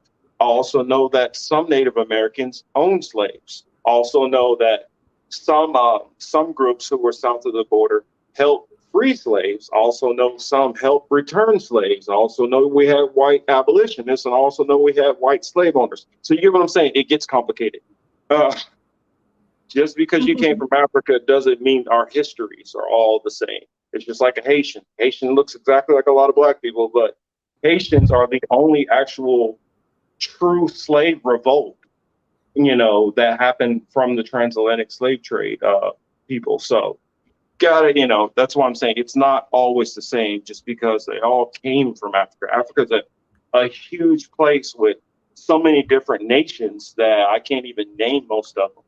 I mean, it's different. We can't look at it like Europe, whereas Europe, a lot of things may have some similarities in culture, or even in certain parts of Asia, because we got to remember, for instance, China, that huge area influenced a lot of the smaller provinces around it, and the same thing with Japan until they started to break apart into their own separate, nations of Vietnam, North Korea, and so on and so forth. But that's what I'm saying. We have to always look at these things much more nuanced. And when we look at people like Kamala and people like, even some of these people like a Corey Bush, they've decided that it's more important about me and me taking care of my independent, my situation here. And I can't necessarily worry about the rest of my people. And that goes back, honestly, to slavery. If they knew if I ran, then I get free, but I might have to screw over all these other people. And so it's a different kind of mindset going on between the different people in those different communities. So that's the reason why I'm like, yeah, it made a lot more sense that Obama would get a push and a pump up than a Jesse Jackson, who still isn't even, solidly in our camp.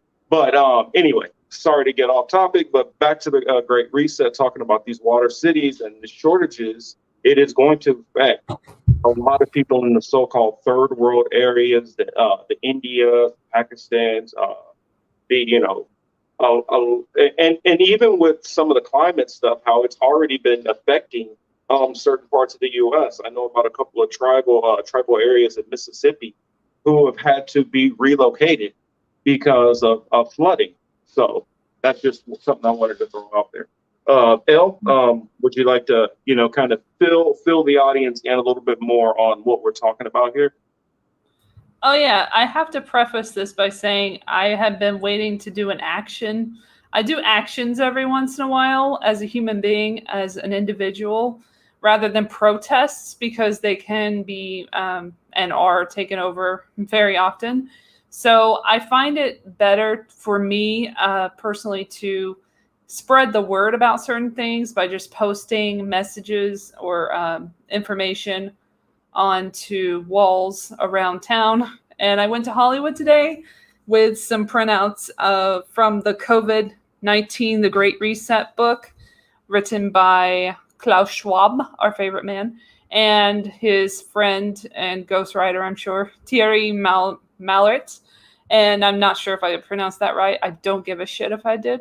So anyway, I had read it previously on the podcast. If you want to hear the whole fucking thing with my voice, you can check it out on my website, superawkwardfuncast.podbean.com. Shameless plug.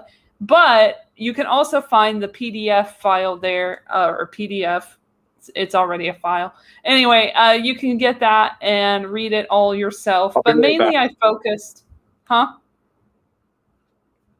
Oh. I'll be right back. Oh, okay. So mainly I focused on the transhumanism part of it, which was interesting, and the digital transformation, as they call it.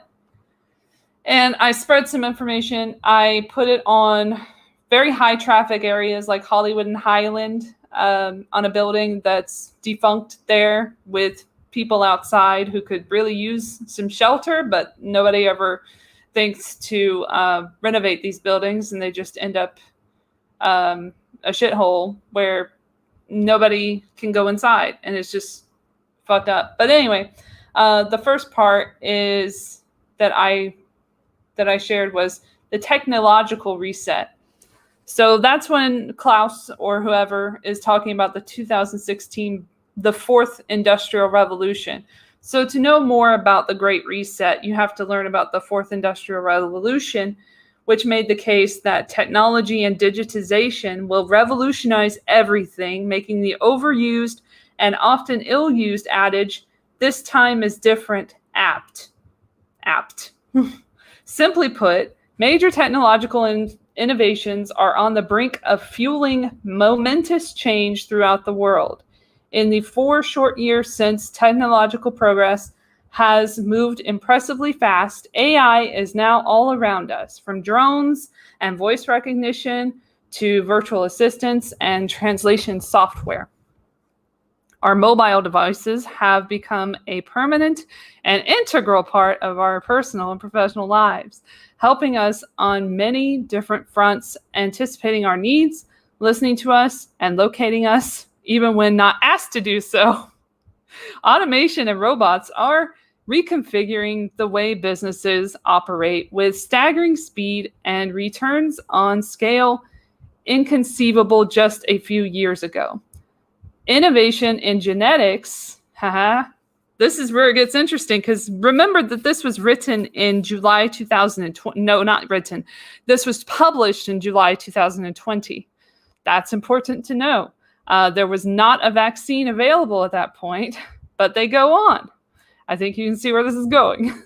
Innovation in genetics with synthetic biology now on the horizon is also exciting, paving the way for developments in healthcare that are groundbreaking. Biotechnology still falls short of stopping, let alone preventing, a disease outbreak, but recent innovations have allowed the identification and sequencing of the coronavirus genome much faster than in the past, as well as the elaboration of more effective diagnostics. In addition, the most recent biotechnology techniques using RNA and DNA platforms make it possible to develop vaccines faster than ever. They might also help with the development of new bioengineered treatments. So that sounds familiar because now we have that. To sum up, the speed and breadth of the fourth industrial revolution have been and continue to be remarkable. This chapter argues that the pandemic will accelerate innovation even more, catalyzing technological changes already underway, comparable to the exacerbation effect it has had on other underlying global and domestic issues, and turbocharging any digital business or the digital dimension of any business. It will also accentuate one of the greatest societal and individual challenges posed by tech: privacy. We will see how contact tracing has an unequaled capacity and a quasi-essential place in the armory needed to combat COVID-19, while at the same time being positioned to become an enabler of mass surveillance. And then it goes into accelerating the digital transformation and talks about the CEO of Microsoft, Satya Nadella, observing that social and physical distancing requirements created a remote everything, bringing forward the adoption of a wide range of technologies by 2 years, while Sundar Pichai, Google's CEO, marveled at the impressive leap in digital activity, forecasting a significant and lasting effect on sectors as different as online work, education, shopping, medicine, and entertainment. So going forward, like throughout the section that I shared, it talks about digitizing everything and being like able to automate everything after the pandemic. People aren't going to want to touch each other or have contactless payments and all that stuff, and drones and robots just taking over basically is the whole concept of this specific chapter and what they're talking about. So I shared that all over the neighborhood, and also the World Bank document that I put on Twitter as well, which will blow you guys' minds because, as I said, this is the never-ending pandemic, and I put that on the page and said, do not comply. And it's the World Bank document, COVID-19 Strategic Preparedness and Response Program. And it's dated April 2nd, 2020. The expected project approval date and the expected project closing date is March 31st, 2025. So we're still in it, guys, for a while. Expected program closing date, 31 March 2015. I don't know what that... 2025, sorry. 2025. So basically March 31st, 2025, I can't read, is when this all will be over, apparently. It's not going to be over next year. It's not. They have it like planned forever, and they have millions devoted to this project to prepare for everything. So they were prepared. They are ready, and that is great. And I shared that information. And whilst I was looking on the WEF website for something to talk about, or World Economic Forum website, I found the circular cities thing, but we can talk about the transhumanist agenda real quick and get into that in a sec, because I want to know what you guys' thoughts are. And they talk about telemedicine and, again, biotechnology and RNA vaccines and stuff. And they talked about the Event 201 as well. So it's not like out of nowhere that they're talking about that.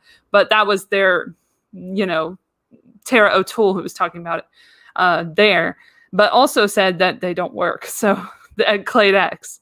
So actually, that was Clade X. Sorry, I should say Clade X 2018 is where they mentioned the RNA vaccine platform. I think they probably mentioned it again at Event 201, but I can't remember Event 201 very well. But I do remember Tara O'Toole saying that the PCR test, which is where I'm getting confused, is what is not going to work as a diagnostic. And we've seen that that's the case in many of these stories or whatever about PCR. But anyway, like digitizing everything and making people irrelevant is part of the agenda. So when you think about it that way, the vaccine mandates really do a good job to get rid of people. If people want to not work at those jobs, then they can get robots. So they have a backup plan, basically. Anyone want to chime in on that one? Yeah, it's kind of interesting. Something that I read, kind of off topic. Well, I was reading the article, and it actually had a couple of software engineers talking about it. Also, they said that most of the robot technology and takeover that's happening, it's not like we imagined from the movies where it was all of these like robots, like I Am Robot and Terminator and things like that. Or technological, like the Matrix, where you're actually jacked in. It is a lot of it is software, where these new software programs are going to be able to operate more automated things. I remember they talk about that. Like 3 years ago, I posted an article, or maybe it was 2 years ago. I can't remember. Anyway, it was a couple of years back. I did an article on my other channel when I was first starting out about automated trucks. And the first automated truck making it from Jacksonville, Florida, all the way to Los Angeles, California. And the truck made it the whole trip completely automated. It also starts going into more of these automated registers, which we see at the grocery stores, and less personnel.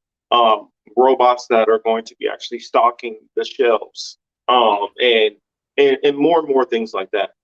I wouldn't be surprised if we get to a point where literally they're going to start getting rid of Lyft drivers, because they'll start, eventually just buying the automated mobile transportation devices, which they could put onto whichever vehicles they buy. Or if they decide, they have enough capital to buy, say, Teslas. Teslas already have that in there, so it might just be a matter of an upgrade in software design, and that's the new reality. Go ahead, Chris. Damn, I had it and I lost it that quick. You just said something that like triggered in my brain, and it just that fast. But go ahead, continue. Yeah, I was saying that we're going to notice that a lot of these different things that are coming, it's not going to be in the mode of like physical bunch of robots. Granted, they are going to have some of that, but I don't think it's going to be where we're dealing with all these personal assistant robots walking around. It's going to be more of, for instance, like, there might be automated carts that take your groceries out of the store. Yeah, that's what he talked about. Or you might literally put in what you want, and the machine like literally goes in and shops for you, so you don't come inside of stores. I mean, more and more things like that, where we start to get more towards like a WALL-E type world. I don't know who's all seen WALL-E out there, but in the world WALL-E, like the people are so like obese that they literally ride around on like floating crafts. It's predictive programming. And could I interject real quick? Sure. Go ahead. Sorry, on that topic, because you were talking about obesity, like, have you noticed, is this a thing that you're noticing as much as I'm noticing, is that on Twitter, when you scroll down, you're seeing a lot of bad food just like in your face. They're like shoving bad food in people's face, like, hey, go eat this, go eat that, whilst at the same time promoting this vaccine and everything and public health and everything. So I think it's hilarious that they're saying public health.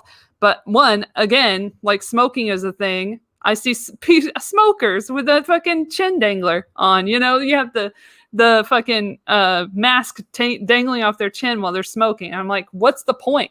Like, you're already putting people at risk because you're smoking in public outside. and but that's okay. You know, And you're you can make a possibly personal doing more choice to damage to smoke. your body long term. What's that? I said, and you're possibly doing more damage to your body long term with the cigarette and other people's bodies, because secondhand smoke is a real thing. So if you're going to use the analogy that it's about public health and you got to protect everyone around you, stop fucking smoking, dipshit, whatever you are. So, you know, it's just like it's the hypocrisy for me, the blatant hypocrisy from everyone promoting the vaccine mandates, who say, you know, we're protecting everyone, or the mask mandates, we're protecting everyone. You're not protecting anyone. You're just virtue signaling. That's all you're doing. And stop fucking eating burgers out in public and telling me what to do with my body. Like, you don't even know how to take care of your body. You need to stop telling other people how to take care of theirs. Because obesity, again, is a major factor in these deaths. It's like 75% in one of the articles from CNBC had an article out that was like 75% of deaths were obese people with COVID. Like, give me a fucking break. Well, that's something that they're not mentioning. Also, I'm going to be careful. Fuck it. I'll just say it. This is a quote from Boris Johnson, Prime Minister of the UK. Uh-huh. And what he literally said was, you know, before the numbers and everything were going back down, when everything was in lockdown, the moment we end the lockdown, that's when the numbers are going up. So to put this on people are not getting vaccinated, this or that or whatever, the vaccinations are not what's stopping people from getting infected, because it shows that you could still get it and still be infected. What it's showing, I'm sorry, I hear an echo. Yeah, it's kind of distracting. Okay. Crap, I lost my train of thought. Never mind. Chris, did you want to add something? Or Emmanuel? You were saying something about the vaccinated can still get affected. Oh, right? Yeah. And you were speaking on Boris Johnson. Yes. What he was saying is that a lot of the people that are, he was saying that the vaccinations, if we really want this to go back down and to actually start to get COVID back down to manageable numbers, he was saying that lockdowns is what kept it below. Now, a lot of people are bringing up, oh, well, the Delta variant and numbers are flying up in the U.S. Well, for one, the Delta variant, most Americans have not been traveling to these areas where the Delta variant has been popping up. So to say people are not getting vaccinated or somehow causing the spread of the Delta, you got to explain that one to me. Because, I mean, most Americans are not necessarily explain how Delta got here all of a sudden. Explain that part. And then maybe you need to look at those people and see if they were vaccinated. No things like that. I would even ask, do they have a test that tells you whether or not you have Delta? Just a question. They do not. They asked the press secretary chick, the deputy one. Something French. They asked her, and she said she trusts the CDC and their science. She's going by the science. And she doesn't know if there's a Delta test. It doesn't matter. You know, just trust the science. Just the science. Like, what the fuck, dude? What the fuck? You're talking about real people. And then we'll have the Lambda coming out of Peru. You know, it's here now, supposedly. You know, in Florida, I'm kind of offended, right? Because we had the Colombian variant. And I heard about that 2 weeks ago, and I haven't heard about it since. Like, what's up, Colombia? You don't like us? What's good? So, I'm just poking fun at them because I guess we have to get off the Greek alphabet at some time, right? I mean, there's more letters. They're going into the constellations soon, is what the Telegraph said. There was a Telegraph article about that. I shared the CNBC thing. Yeah, I had a question for Elle. You are the only person I see on social media who usually talks about the concept of the Great Reset. Have you experienced any pushback in regards to that on social media? I've been meaning to ask you because I think you're the only person I hear really talking about it. No, not really. Actually, Not really? lately, I've been getting like a lot more positive experiences on there because back in the day, I guess I would try to pick fights with people or whatever. I stopped doing that, and now everybody loves me. It's weird. Or they don't love me, but they don't hate me. So nobody really starts shit with me. I'm putting the article in here. I haven't even read it. This is the Telegraph. Look, COVID. you know, Mark, Emmanuel, to answer that question, it really all depends on who you interact with on that app. If you talk about the Great Reset amongst people who vote Democrat, they'll either ignore you or call you a conspiracy theorist. You will gain traction amongst those who we would call right-wing, conservative, what have you, Trump supporters. I don't care what term anybody wants to use, but they are more interested in looking into that than any Democrat or liberal.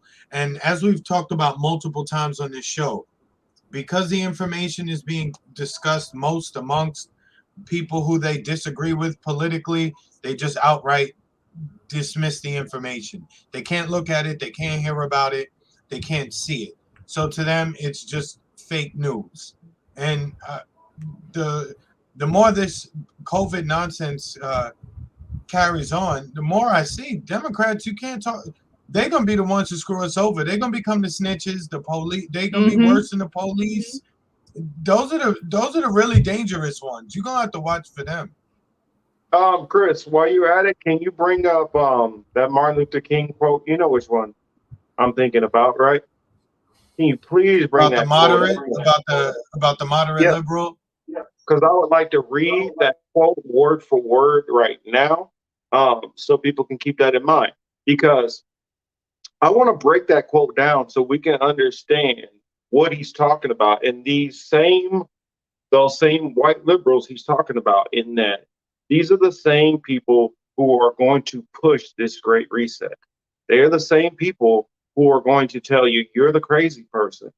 Just like they're the same ones who are at the Capitol who are pushing back on constituents who are asking questions and looking at them and asking, what have you done? It's not about what have you done. It's about what are you doing? We pay you to guard us and watch out for these great reset things. We want you to watch out for eviction moratoriums. We want you to defend us, but you're not. Can you pull it up a little bit bigger for me? A little bad. Let's see. There we go. It says, I have almost reached the regrettable conclusion that the Negro's great stumbling block in this stride towards freedom is not the KKK, the Ku Klux Klaner, but the white moderate who is more devoted to order than to justice. And that's what I hear when I hear this, whether it's to the political side, incrementalism. Oh, well, let's just hold off, and AOC's getting this, and so we have to hold off for this next argument and this next fight. That's the same thing. And that's those same people who, like Elle said before, how all this stuff is tied together. These same people on the eviction moratorium, which are going to say, no, let's just argue and beg and plead instead of forcing an issue, are the same ones that are going to call you crazy and be pushing you down when you are trying to bring up these other issues that are coming up in topics. When the World Economic Forum literally has a website, they literally release videos talking about and explaining these plans. And it's not like, oh, well, this stuff is going on now, and then they did a video last week. They've been talking about this stuff for years in advance. When Elle brought up predictive programming, that's what's in a lot of our movies. A lot of times when we see things over and over and over, then later on we start to see those similar kind of things within society. Stop thinking this is just a coincidence. None of this shit is a coincidence. And as long as you keep thinking like that, I mean, that old saying is as true as can be. The greatest trick the devil ever pulled was making the world think he didn't exist. And you guys thinking that there's no hand that is moving these things around. There is no group of people who have an agenda. I mean, think about it like this. If I am this ultra billionaire or trillionaire and I have a couple of my buddies and we feel like we're ruling everything and making the decisions on what goes on in this world, of course, what we value is not necessarily going to always benefit you and the rest of society. And for you to think that it's not possible that there is somebody at that level that had that kind of power. I mean, do you not see how corrupt our politics are? Do you not see how corrupt damn near everything is? How certain people can always like for instance, we'll have what was that, Kwame Brown. He has the embezzling thing while he's, I think, mayor of Detroit or something like that. Gets like a decade or more in prison. We have people like Paul Manafort, who's connected in with, with powerful political, friends, especially with the Trump administration and Republicans in general, where, boom, he's able to get, a year and some change and get that reduced down. The guy's probably out of jail by now. There are powers that be that are manipulating some of these things, and we just can't keep, thinking everything's a fucking coincidence. It's not. Sorry, but got on my little rant. Elle, would you like to continue? Yeah. Did Chris want to say something? Chris, I saw something about. I saw Kelly in the comments say something about like climate change, and I see your response. Between the combination, this is for everybody who's watching. Just be careful with the combination of COVID and climate change. Those two things will be used against you, and don't fall for the double speak. Oh, we need to save the planet. We need to lower emissions and the carbon foot. Don't fall for any of it. Again, like we say all the time, when people were stranded from Katrina, they did not help. You're being evicted. They do not help. So whenever they tell you that they want to save you and the planet, just know they got big plans to screw your ass.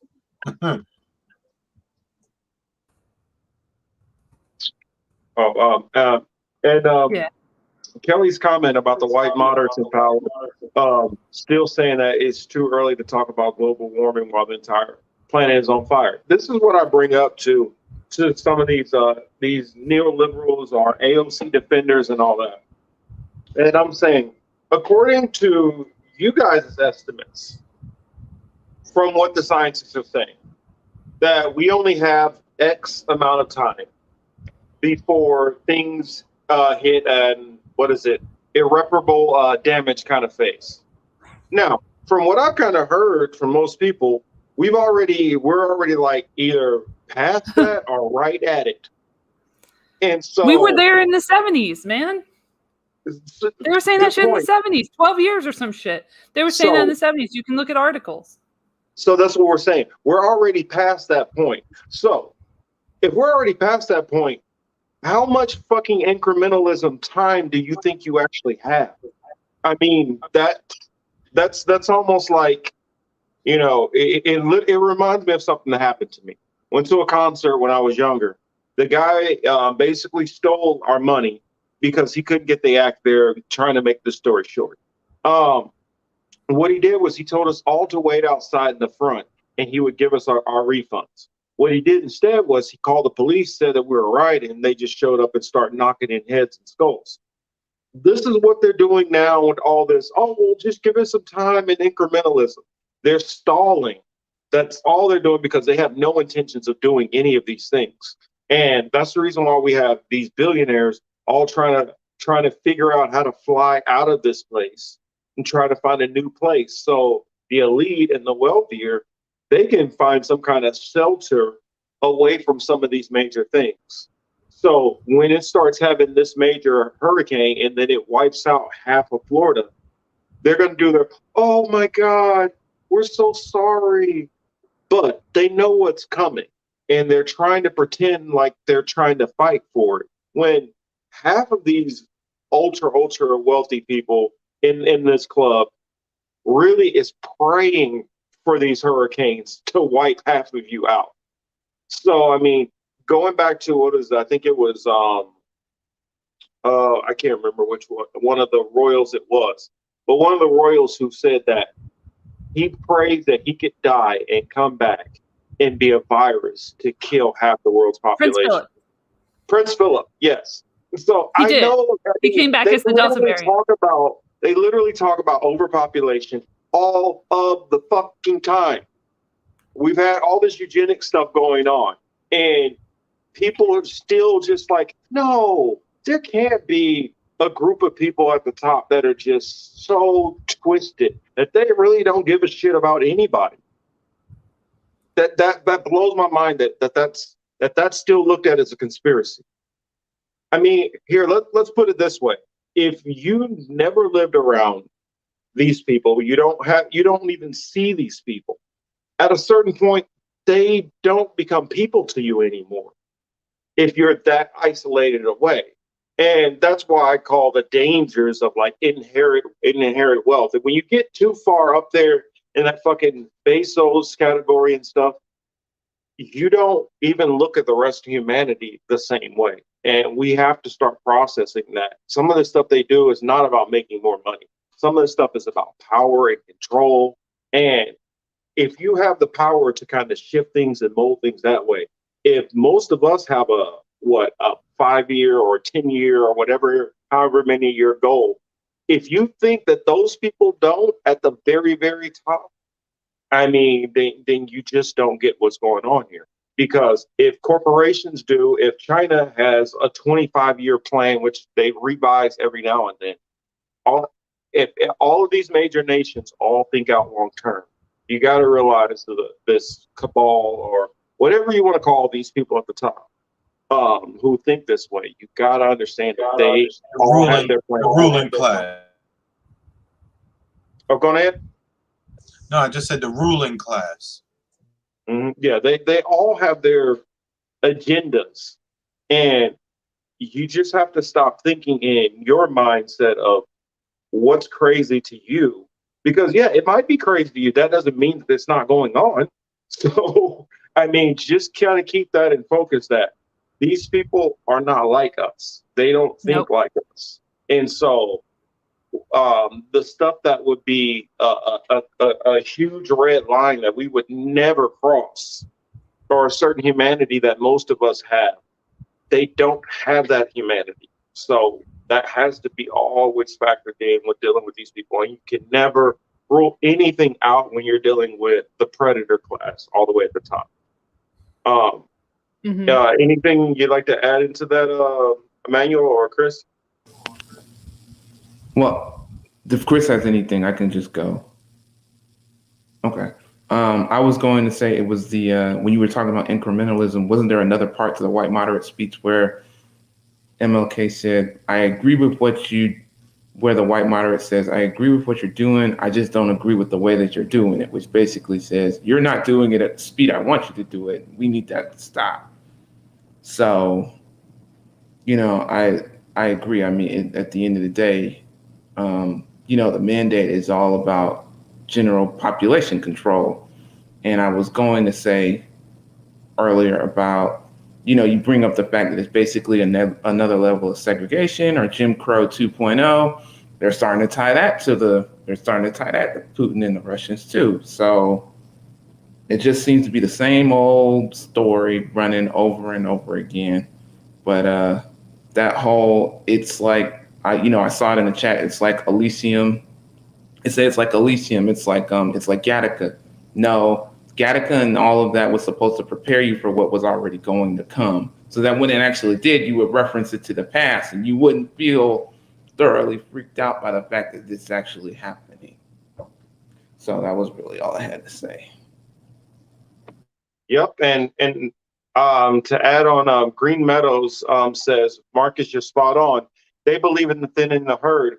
from the old South, they need X number of us dead for their model to work. Exactly. Because how do you get emissions down when you don't plan on changing the way you want to live? If you still want to have, 15 houses all over the place, and you want to have 4 yachts and 3 private jets and do all of that stuff, you still want to live that high excess lifestyle, and you factored in, say, what you feel like you're acceptable, because I've heard like amounts, like insane like amounts, where you would actually have to have some kind of actual war or something happen to get to the level some of these population control people are talking about. I mean, I've heard under 100 million people. I mean, that's like that. At that point, you're getting rid of like whole nations to accomplish that. The Georgia Guidestone says 500 million to retain balance. 500. Yeah, that's what I'm saying. 500 million when we're approaching what is it, 8 billion right now? That's what 700 7 billion, like 7.8. Yeah, so that's a lot of fucking people. That's a lot of people dead, and that's the only way you can continue to live in a non-conservationist mindset and to feel like, oh, that way we can last forever and ever and ever. But that and that's the reason why we're going to start having more of, well, I'm not going to say the you guys know what I'm thinking. Vaccination. Yeah. You guys know what I'm saying. Utopia shit. Utopia. Yeah. Anybody does not know about Utopia, please look it up. Go. In fact, goddamn. In fact, the 2013-2014 one is on YouTube for free. So there's no excuse to say I haven't saw it. Please check it out. I mean, I watched both of them. Pirate streams, like, watch shit for free. Like, don't buy into the propaganda, no matter what it is. I don't pay for anything anymore. I go to pirate streams all the time. I go to I just look up something on YouTube and I find it, like Gaslight today. I was like, hey, is Gaslight on YouTube? And it is in full. And I'm like, all right, I'll watch that tomorrow. I know what I'm doing. Finally watching Gaslight to find out what the fuck it is from the actual source. And then I watched Notorious on tubetv.com, which is pretty cool. Like, that you don't have to give any data, unlike Hulu and everything. So you just go ahead and watch free shit. It's a good deal for me. And then whatever you want to look for, you can just find on different sites. You can just DuckDuckGo that shit, and you see like the video in the results. DuckDuckGo is really good for that. But I wanted to get into, if I could, the circular city thing, because I thought that was really relevant. Okay, yeah. Let me answer this question, Kelly. Artificial intelligence, Kelly, AI.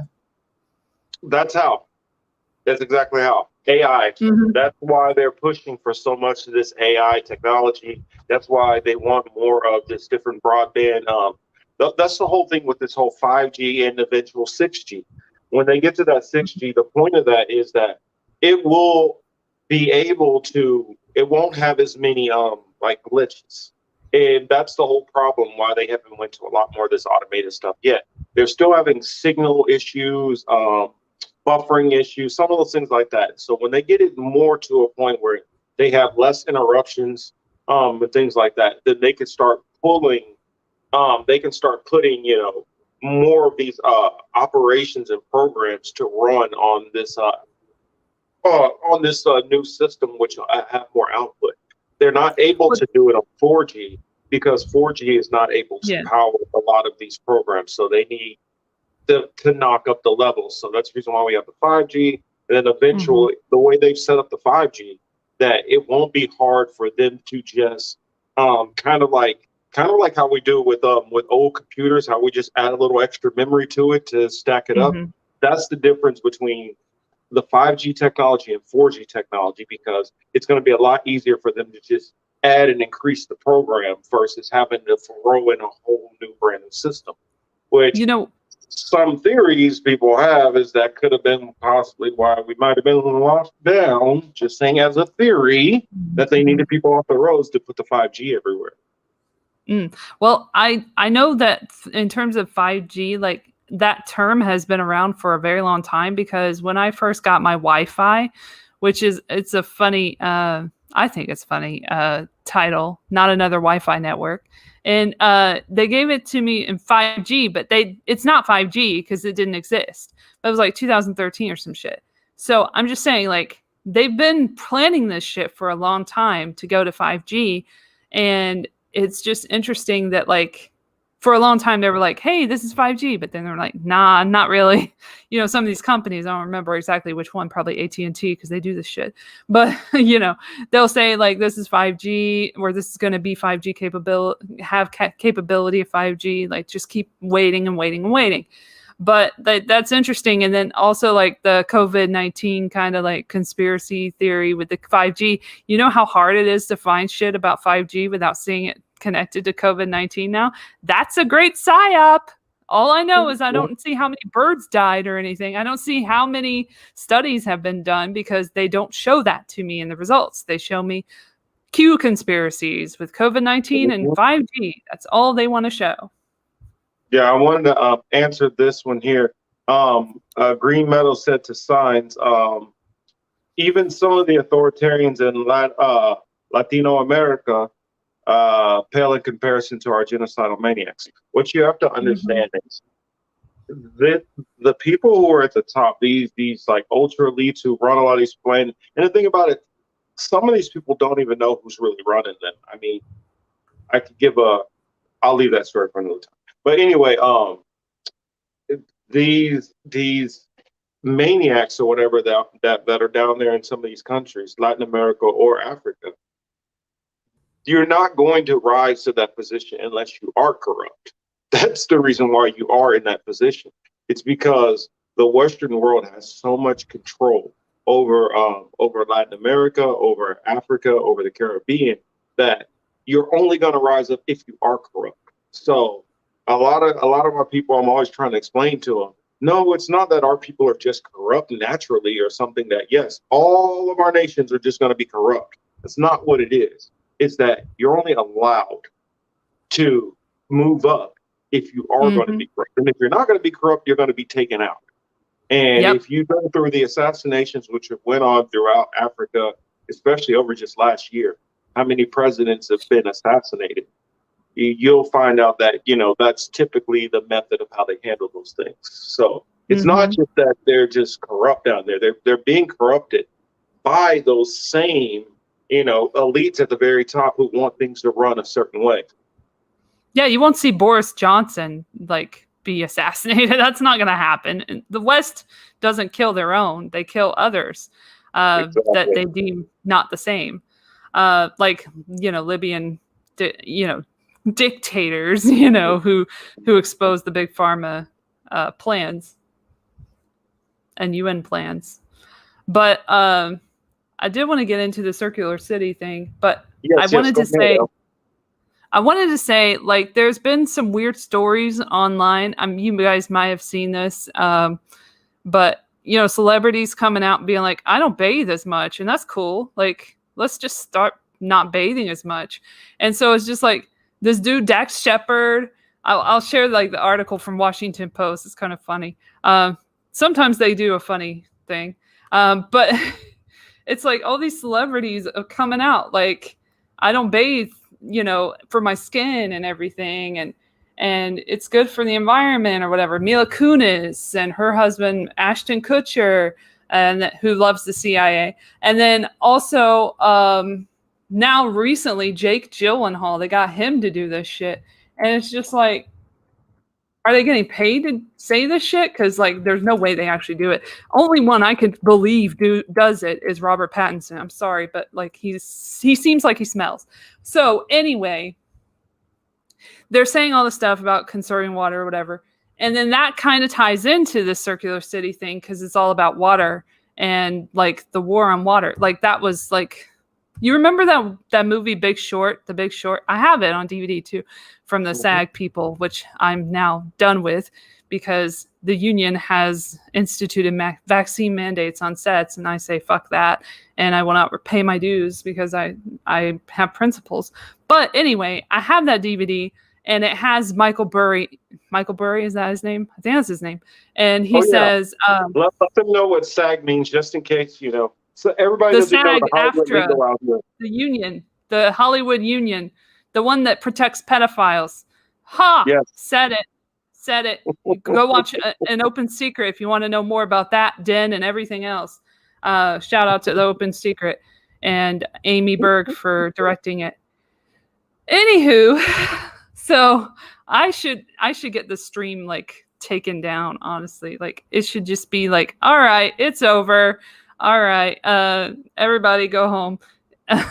So anyway, so SAG-AFTRA implemented it so that producers could ask you to get vaccinated on set and show that you were vaccinated at will. So that would be like, I used to be a SAG producer. I was in the union as an actor, but I put out productions through SAG and did all the paperwork and stuff, or SAG-AFTRA, sorry. And they even like notified me of a presidential election. I'm like, who gives a shit? I don't like any of these people, because I like looked up Anthony Rapp's vaccine history, like his if he virtue signals about vaccines, and he does on his Twitter, and he's like connected to Fran Drescher, who's kind of like anti-vaccine a little bit, and has talked to Robert F. Kennedy Jr.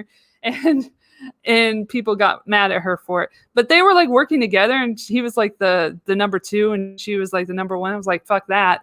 And then I looked at some other people and I was like, fuck them. So I just decided to shred all of that, and then I broke my shredder a little bit, but I fixed it, and that's good. Anyway, on that note, so I used to do productions, and I couldn't imagine having an independent producer. This is where it gets really interesting. If an independent producer is able to put on a production, but they have to pay that extra money for COVID tests, which is part of this, because you have to get tested if you aren't vaccinated. How the fuck are they going to pay for that? It's like an independent production, and it's more expense. So this is going to benefit major production producers, and independent film is going to be affected by this. So a lot of people aren't bringing this up, so I might as well bring it up here as a Hollywood person. But that's going to affect independent movies, and you're going to see more Marvel movies and more of like remakes and stuff, because that's all there is anyway. But like, it's going to be mainstream city now because of the vaccine mandates. So that's really affecting a lot of people's lives, livelihood, crew members and stuff. And so, yeah, I wanted to bring that up as well and get into the Circular City thing, which is on the WEF, or World Economic Forum's website. And I'm not going to go through the whole thing because it's a fucking 17-page document. But as you see, like, it's World Economic Forum, Circular Cities, a circular water economy for cleaner, greener, healthier, more prosperous cities from July 2021. I was looking for something recent. And this is what I found. So the Imagine If Water Series. This is the first in a series of papers that highlight new ways of thinking about global water resources. This also reminds me of Bill Gates. Remember when he made the poo water? Yeah, that's probably connected as well. So this Imagine If Water Series aims to inspire, provoke, and invite new ideas. The world's water resources are a system already pushed to the edge. At the same time, water is connected to a diverse set of burning economic, social, and environmental issues in today's context, where the world strives to restart its engines while addressing multiple economic and social priorities. It is necessary to see water as a catalyst and as a key to unlocking multiple wins spanning these pressing issues to achieve a more equitable and sustainable, their favorite word, global economy. So this is interesting also in respect to the Utopia series, because the one that came out recently with John Cusack, and he had like the speech, and I've like showed it on the podcast. You can listen to the podcast episode with me and Marcus from way back. But you remember, Marcus, the water thing, the water, there was going to be a war over water. LL, hold on, wait 1 second. Thanks for reminding me about that. Chris, can you go back and find that video and add that into the chat? Because we covered that. Remember when we covered that that Utopia episode, showing the clip on there? That's the one which they took down. And so that was a big episode, which it had a lot of views, and they took that one down. It's still down now, which I'm appealing. But you can look at that interview which I did with L, and you can be able to hear that clip there on that interview. Sorry, go ahead, L. Yeah, if you want to find the video itself, Utopia 2020 is the search term for the Google. But yeah, like they talk about in the speech, this whole big speech that John Cusack makes as this doctor guy, that there's going to be a war over water, which is something. The water thing from The Big Short that I forgot to mention was that the guy said that that's the next investment, basically, is like we're going to get into water, privatizing water, basically. So, you know, everything's up for sale. The challenges that cities face. Urban areas around the globe are becoming less livable due to water stress, exacerbated by climate change. Their go-to is climate change. I'm telling you, it's their go-to. They've been doing this playbook, using this playbook all this time since the 70s, probably before then. And there was a fucking little Greta, you know, Thunberg not look-alike, but like sound alike in the 90s at the UN talking before it was cool. And I forgot her fucking name, don't worry. But she, you know, same shit, different person, different decade.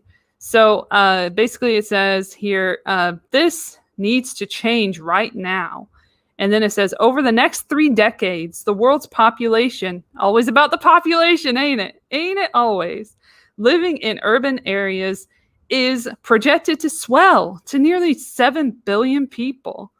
Too late. We're already there, which will be more than 2/3 of all humanity.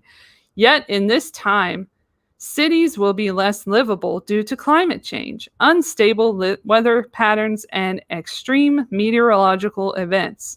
Cities face a real challenge with increasing water stress, as some are already running out of water.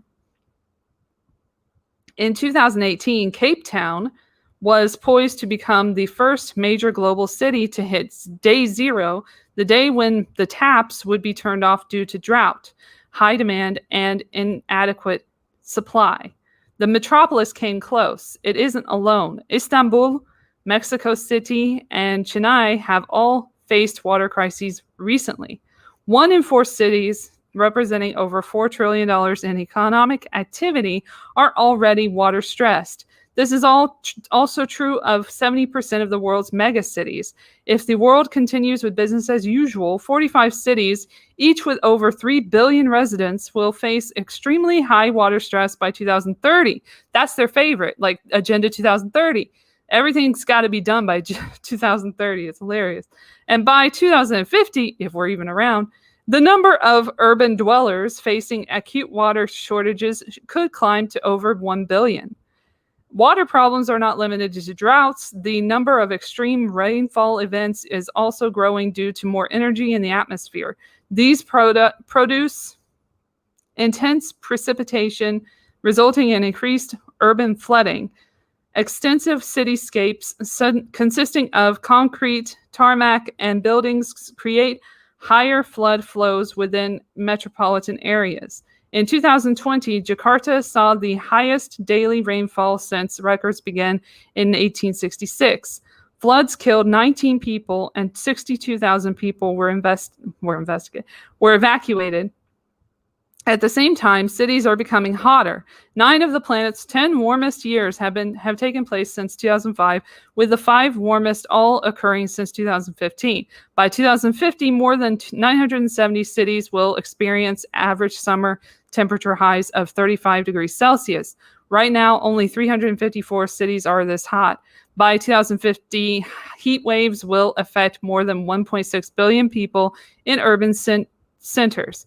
Towards the end of the century, cities could warm by as much as 4.4 Celsius on average, degrees Celsius on average.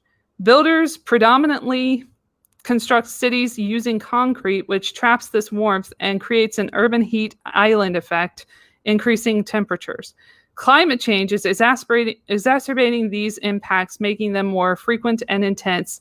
Adding to this, rapid urbanization is escalating demand for and pressure on city resources. Every month, 5 million people migrate to urban centers around the globe, much of this in the developing world. This means increasing demand for water and energy, as well as more human waste and water pollution. This puts increasing strain on wastewater treatment, plants, and utilities, and the riverine systems into which water is often discharged. Water pollution is making waterways sick and deteriorating the environment, potentially having adverse effects on human health. Over 80% of the world's wastewater is still released into the environment without treatment, roughly 30% in high-income countries, 62% in upper-middle-income countries, 72% in lower-middle-income nations, and a staggering 92% in low-income countries. This level of pressure on urban ecosystems is not sustainable. So then they have like a list of like their stats on wastewater and stuff throughout the world, the different cities. And then it's like all about the design, and they want to design these circular cities. And it says, in the 21st century, the design, development, and building of cities is not fit for purpose. Gray infrastructure is predominantly used to capture rainfall and runoff to channel water from upstream dams, distant watersheds, or groundwater extraction and pipe into cities. It is then shifted out using drainage systems and channeled waterways built using concrete and human engineering. It says by 2050, the world will add 1 million square kilometers, whatever they say, of urban space, stretching across tens of thousands of cities globally, a surface area larger than Egypt. The current urban development model means this expansion is likely to be concrete and gray infrastructure. And then it goes into more about the circular water economy within cities. Closing the loop on water use will insulate cities from future climate-related shocks. So basically, it gets down to business here. Cities with ambitions to become more circular could additionally unlock significant amounts of green and climate finance to build new water infrastructure that is not an environmental, social, and governance risk, ESG, but an asset. This will also future-proof urban growth in a more sustainable world. Such water investments would also create jobs in a circular economy. The recycling industry employs more than 1.5 million people worldwide. New jobs will be in blue-green industries and reworking city water ecosystems. New job titles that will emerge include green rooftop water manager, city wetland executive, urban cooling supervisor, and circular water director. Cities cannot achieve full-blown circularity overnight. It involves replumbing entire neighborhoods and cities, even watersheds.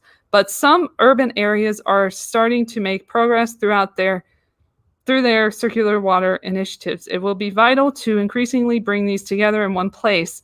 Much greater value is generated when one's district's waste is another's resource, and vice versa. So then it's like talking about Singapore and their circular water economy as an example. And then it goes into more detail. And again, that's just like a part of it, but like it's trying to invent cities for people in urban communities. I love how they say urban development and all of that. Like they love to use that word, don't they? We know what they're talking about. Yeah, we know. It's their little euphemism. They try everything out in urban communities, don't they? Especially like the vaccine, trying to sell it to people. And somebody said Tuskegee, like bring up Tuskegee. I want to bring up Tuskegee as like an example of maybe you shouldn't just trust the government on this vaccine. You know, if you're black, you have a little You bit can't more even distrust them about. You can't even get that point across to certain black people as it relates to the virus. You know, you start telling them things and it's like, oh, you're just a conspiracy theorist, you're just a Republican, you know, blah blah blah. And it's just like, all right, cool. You knock yourself out. I mean, I hate to be cynical, but that's what's happening. That's what's happening literally. I'm talking to my own people like, yo, this shit don't make sense. Y'all not looking at the track records of who is pushing this shit? Yeah, but, you know, it's an old video from 1994. Why should I watch that? I do.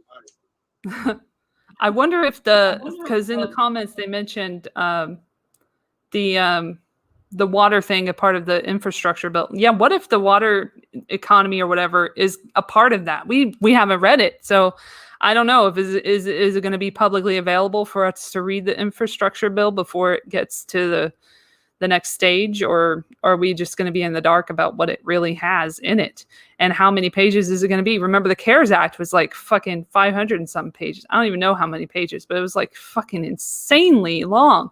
And I couldn't read all of it, but I knew we were getting fucked out of a few pages.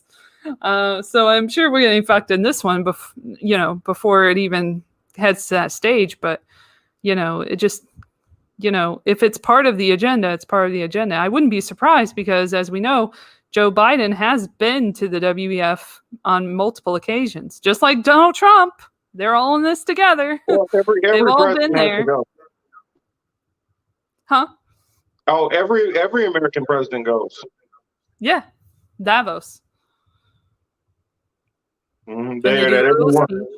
Well, and I noticed that a lot of people look at certain things that the WEF might be talking about, but they don't realize that this is a WEF related story. For instance, a lot of people not that long ago, they were talking about Kamala and the whole water wars thing, and thinking like kind of mocking and laughing about it. Well, the World Economic Forum, they actually are talking about water issues and all that also. So if she's getting that from somewhere, that's not coming from, you know, she's not pulling out of her ass.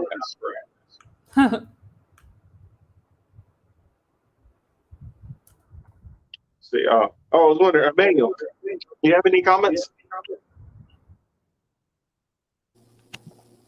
Bring up. I had a comment about what. I think Kelly said something earlier, but that one comment you brought up. She brought up the infrastructure. Yeah, the one about the infrastructure bill and whether or not it was going to affect what was going on in Flint. Oh yeah, let me pull that comment back up. Was that it? Yeah, right. She was speaking about that. They're right. They're allegedly 100. Right.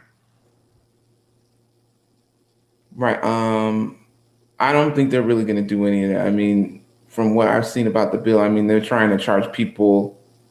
I think they're trying to charge people driving per mile or something like that. So when I hear the word bipartisan, I hear "fuck me over," "fuck the people over." When you hear bipartisan, that's what that means. Yeah. When you hear bipartisan, you should know it's a gangbang coming against your will. That's what it is. Devil's three-way. That's what it is. I'm calling that. So truly, that's all I really. Yep. Well, I was thinking. Let's see. Make sure. Can you put that link in the chat for everybody, Chris? This is the Utopia clip. We should show it. We should fucking show it so they know the similarity. We don't want to get this one taken down too. It's on YouTube. They already yanked it down last time we did that. Whatever. So maybe we could get by with the podcast then. Hold on. You're thinking just maybe the audio? I don't know. They're still probably going to yank us. Fuck them. Yeah. They're looking for anything. They're looking for anything and everything. I mean, if they catch you digging your nose on camera, it's a wrap for you. Well, and yes, the clip is more effective, but they don't. That's the reason why they don't want that clip being showed, especially talked about, even in this content, even theoretically. They don't even want that. They don't even know. They don't want that connection, and it's a reason why they didn't renew it, or as far as I've heard, they haven't came out with another Utopia. But I told you that it ended like right before Event 201 started in New York. Like it was in Chicago, I think, and it ended. And then all of a sudden, everything was going into effect. And then that was also around the time that the first cases were discovered or whatever later on in October. Yeah, that clip from Utopia, it's the same exact thing that we played that they took it down for. Yeah. The same scene. The same scene. So I'm not Sorry about that. Yeah. Sorry about that. No, it's all good. I just don't want to, I don't want to cause Marcus this shit.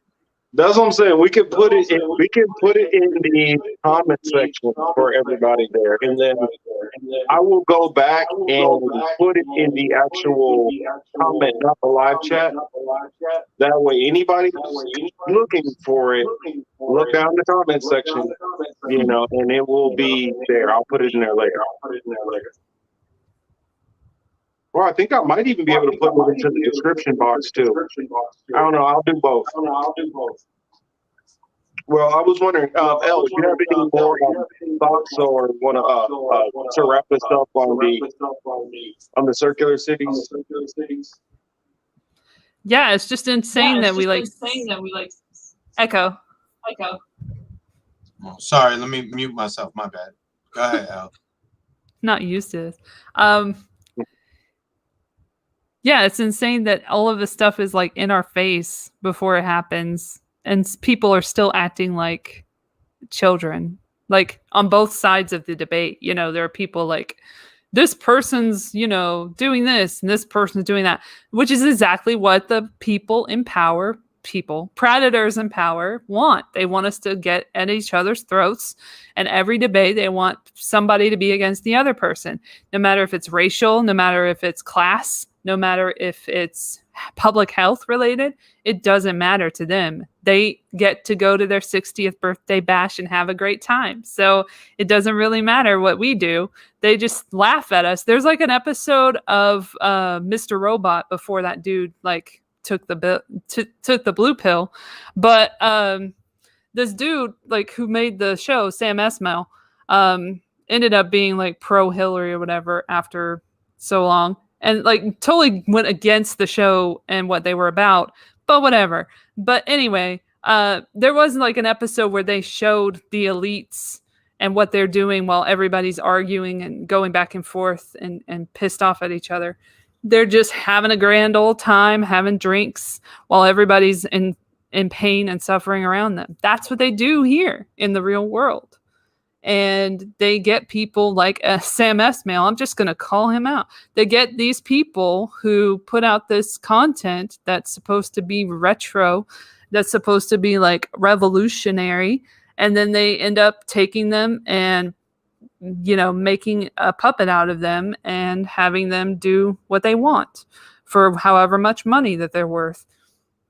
Whatever production studio, whatever producer wants to get in on, trying to get people to see a different point of view, but then they skew it a certain way that they can use it to benefit themselves and their own political ideals, but while at the same time spouting a bunch of stuff that they don't even believe in just so that they can get that kind of support.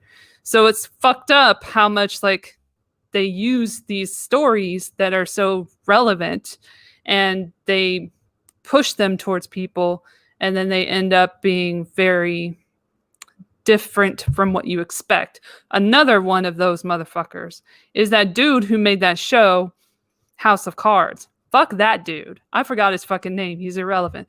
But this dude was so fucking awful on Twitter. Never meet people on Twitter, because once you see a celebrity on Twitter and they spout off about some random political thing, you just hate everything about their work. And you're like, oh, this dude was a piece of shit this whole time. He was going crazy over Trump and like wanting justice for Hillary or whatever, and like just it was just so sad. And I even got into a tiff with him at one point on Twitter, which was hilarious.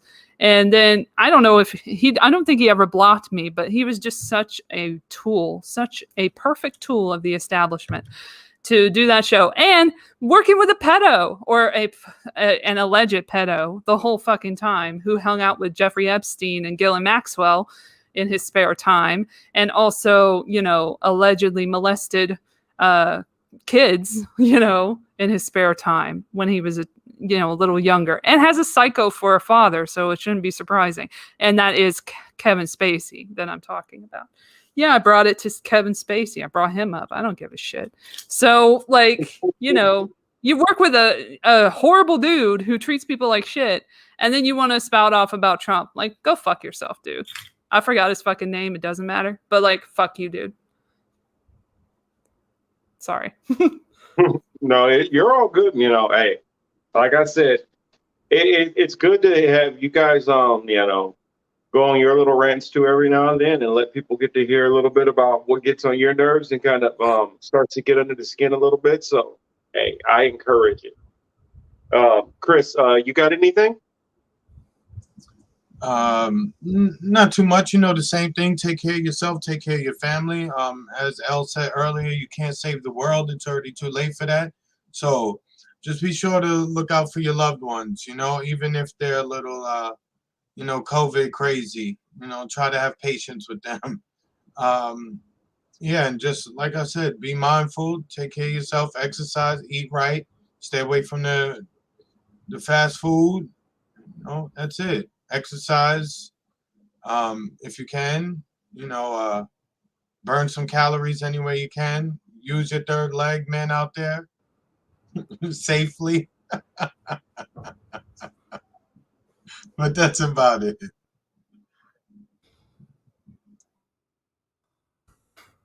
Emmanuel, you got any thoughts? I was just going to say, moratoriums don't stop anything. Really, just be informed, take care of yourself. It may get a whole lot worse before it gets better. It may start becoming like a mass level thing. So really just pay attention to what's going on. Unpopular opinions, all of it. So that's really all I got to say about that. And take care of yourself out there. We all we got. Because when the bad stuff started happening, all I got was support from here and support really online. The law wasn't there. The police weren't there. Well, that's what I try to tell people. We got to always try to, stick together. And when it starts to get a little crazier, which I undoubtedly believe it is going to get crazier, we are going to have to depend on each other, and we're going to have to be a little bit vulnerable and trust each other, to stick together and bond together in those moments. So that I definitely advocate for. I guess I probably should have mentioned this earlier, but I have a interview tomorrow, which I'm looking very forward to. I will have on the funky academic. I'm gonna butcher his name, but I'll try. Irene Osei Frimpong. I think I got it right. Irene Osei Frimpong. But yes, the funky academic. He's been on the Hill. That's mostly where I've noticed him, on the Hill with Crystal and Sagar. A lot of times when he's on there, I feel like just when he's starting to really get into a good point, or a good, decent commentary, it's never enough time to really hear his full thought being laid out. So tomorrow, tune in. That will be, was it 12 p.m. Eastern? Was that 9 9 a.m. Pacific. So it'll be tomorrow morning. Make sure, well, tomorrow morning for me, tomorrow afternoon for you guys on the West Coast. You guys figure out the Midwest. I'm not doing the math right now. But it'll be 9 out here on the East Coast. I mean, West Coast. Good gracious. Getting myself all mixed around. Anyway, 9 on the West Coast, 9 a.m. West Coast, 12 o'clock, 12 noon on the East Coast. So yes, I will have, the Funky Academic. We are going to jump all over the place, talking about different things in history. And he has some, I love some of the creative ways he has at reframing and looking at things, on solutions. So hopefully you all tune in. Any kind of questions you guys have, leave them in the chat. I will leave some time towards the end to try to bring it up. And let's see, what did that say there? Somebody said, so too dyslexic. Yeah, let's not going to go there. I freaking mean, you got me that time. You did get me. Okay, we'll leave it at that. But yes, make sure to catch you for that interview tomorrow. Possibly I might do a live stream from my other channel, also Hebrew Apologetics, speaking some Bible stuff, talking about it in a different conventional way or unconventional way. So look out for that content. I do have some videos coming. I swear they are coming. It's just editing sometimes can be stressful. So it takes me a little while sometimes finishing up some of these things. As you'll see, looking at some of my older content, you'll see where I have some screw ups and mix ups in editing where I'm not going back and redoing it. You'll just have to live with my screw ups and hope that my future projects will be better. But that said, this has been the Political Matrix. I am your host, Young Morpheus, here with my great friends and co-hosts, El Latham, Cy Love you all. and the Blue Maverick himself, Mr. Emmanuel. You all have a good one. Love you, Emmanuel. Guys, be safe out there. Emmanuel. Thanks, guys. Peace out. See you.